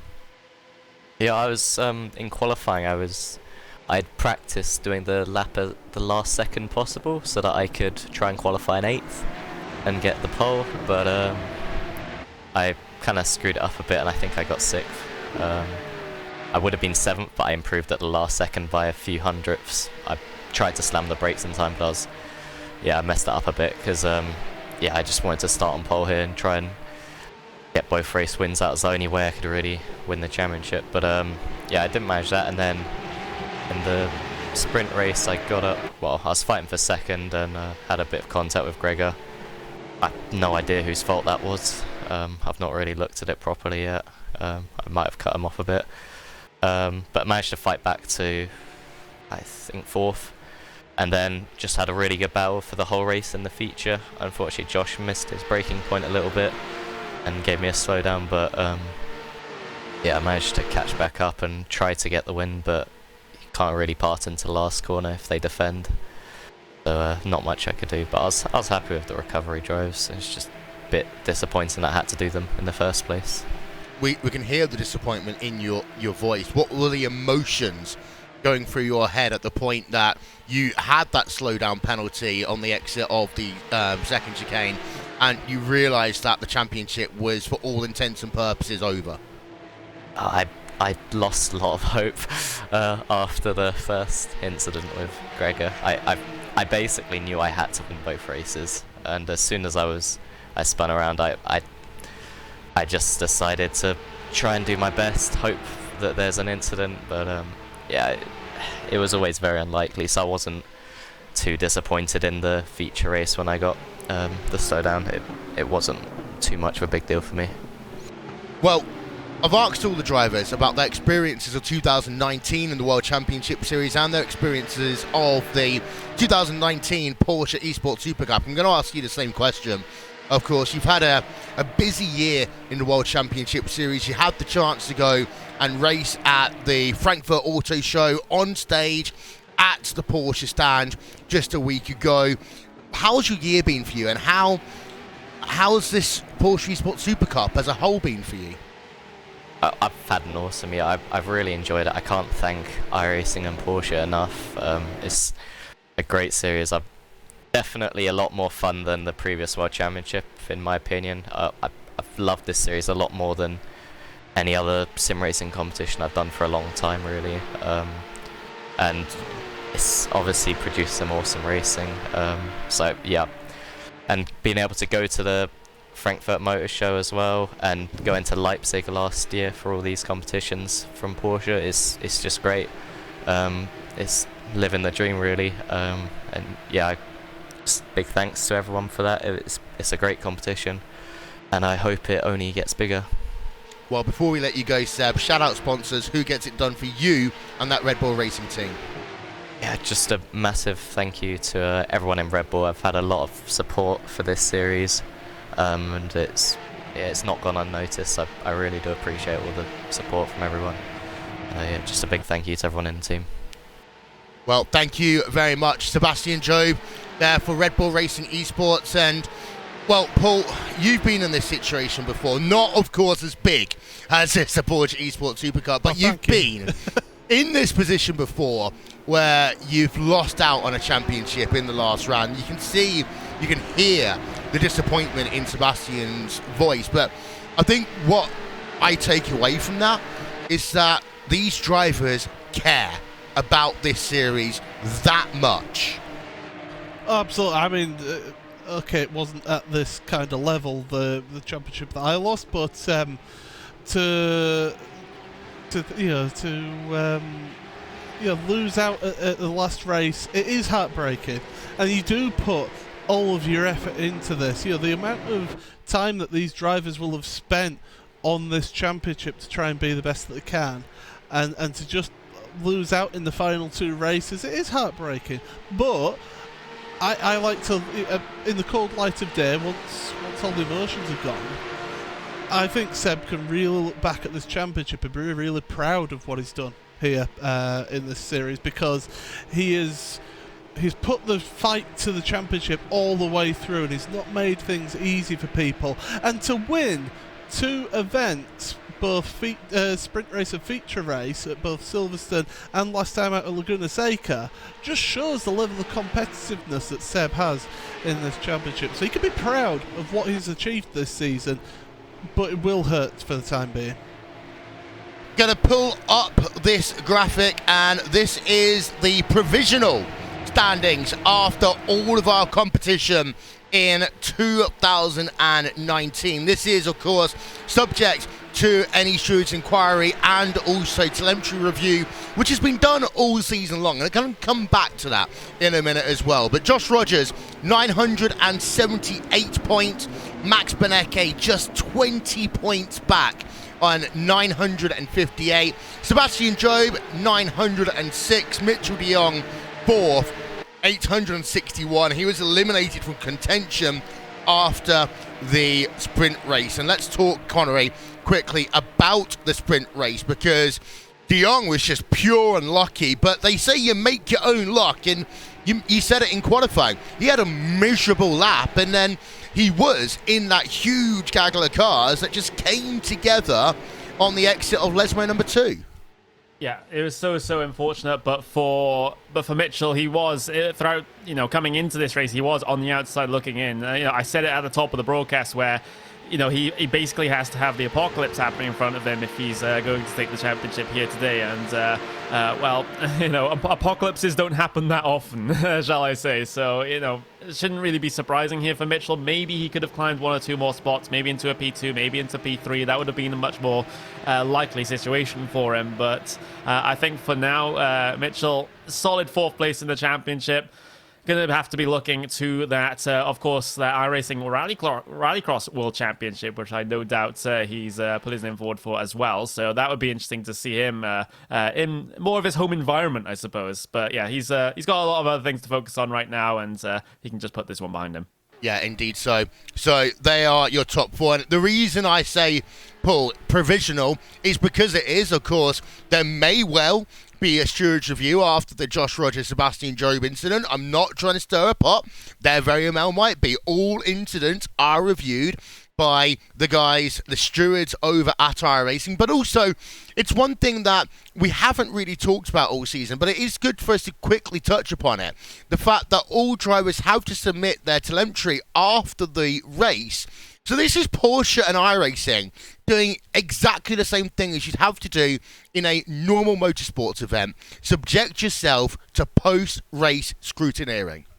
Yep, absolutely. And one driver this season who did fall foul of that was Jack Sedgwick, of course. Earlier on in this season, got really good results at it was at Mossport, but because of the way that the telemetry data was provided, it wasn't in the manner that was asked for and stated in the regulations. So he was excluded from the sprint race and feature race of that particular round of the championship. So you are under the same scrutiny that the racers in the Porsche Supercup or in the Porsche Carrera Cup throughout the world, they're under as well. So yeah, there's no hiding place in this series, and we do have to wait for those for the stewards' inquiry to be done, and also for that data to be checked. Yeah, and that will come out on Tuesday, so make sure you check iRacing and Porsche's social media feeds for that one. It's almost time for us to wrap up the season. I mean, what a season. What a 12 months, Paul. It has been since I had to tell you that we were going to an event in Germany, and I couldn't tell you what it was for, when we went over to Leipzig. And it was one of the biggest secrets I had to keep. The announcement of the Porsche Esports Supercup, announced at Leipzig less than 12 months ago. We've had the qualifying series, we've had 10 races, plus the first ever esports day at one of the world's biggest auto shows, the Frankfurt Auto Show, live from the Porsche stand. I mean, you can't ask for much else from a car manufacturer, especially with the pedigree of Porsche, to come in and enter esports in this way. I mean, you look at it, December was when we went over for that event at Leipzig.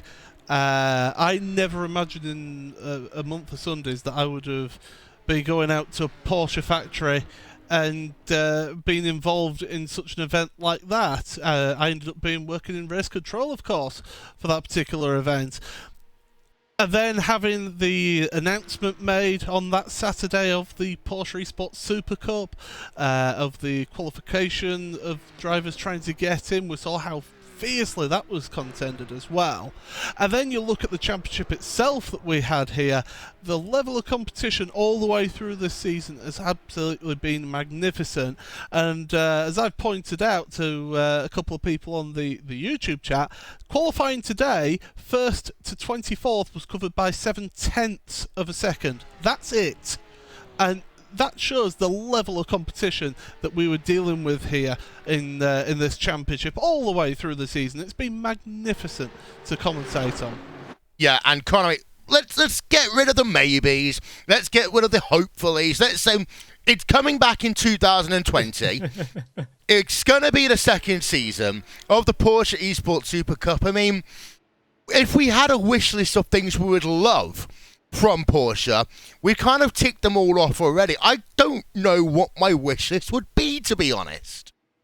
What, in terms of, well, I have a wish list, but I'll probably give that to you after the broadcast is done instead of saying it on broadcast. I think that'd be more appropriate for me to do so. But yeah, it's been a great first season, and some people are not really conscious of that fact. This is a first season, you know, that Porsche has decided to do here. Of course, there's going to be some teething issues here and there. Can't ignore them, of course, but you know, overall, you know, having had all 10 rounds done, all 20 races, I can say that this has been the best World Championship season that we've had here on iRacing.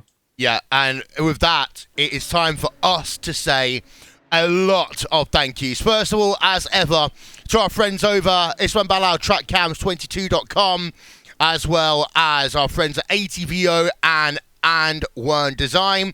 On behalf of myself, Will Vincent, and Racebot TV, to Hugo Louise, Connery Maddock, Paul Smith, Jonathan Simone, for all the work they've done being a part of the series. But we can't say thank you without saying thank you to some incredible people, both at iRacing and Porsche and beyond. First of all, to Ben Constanduras and to Malik Bagoum for entertaining us at Leipzig and at Sim Racing Expo and at the Frankfurt Auto Show when it came to working with them and Porsche.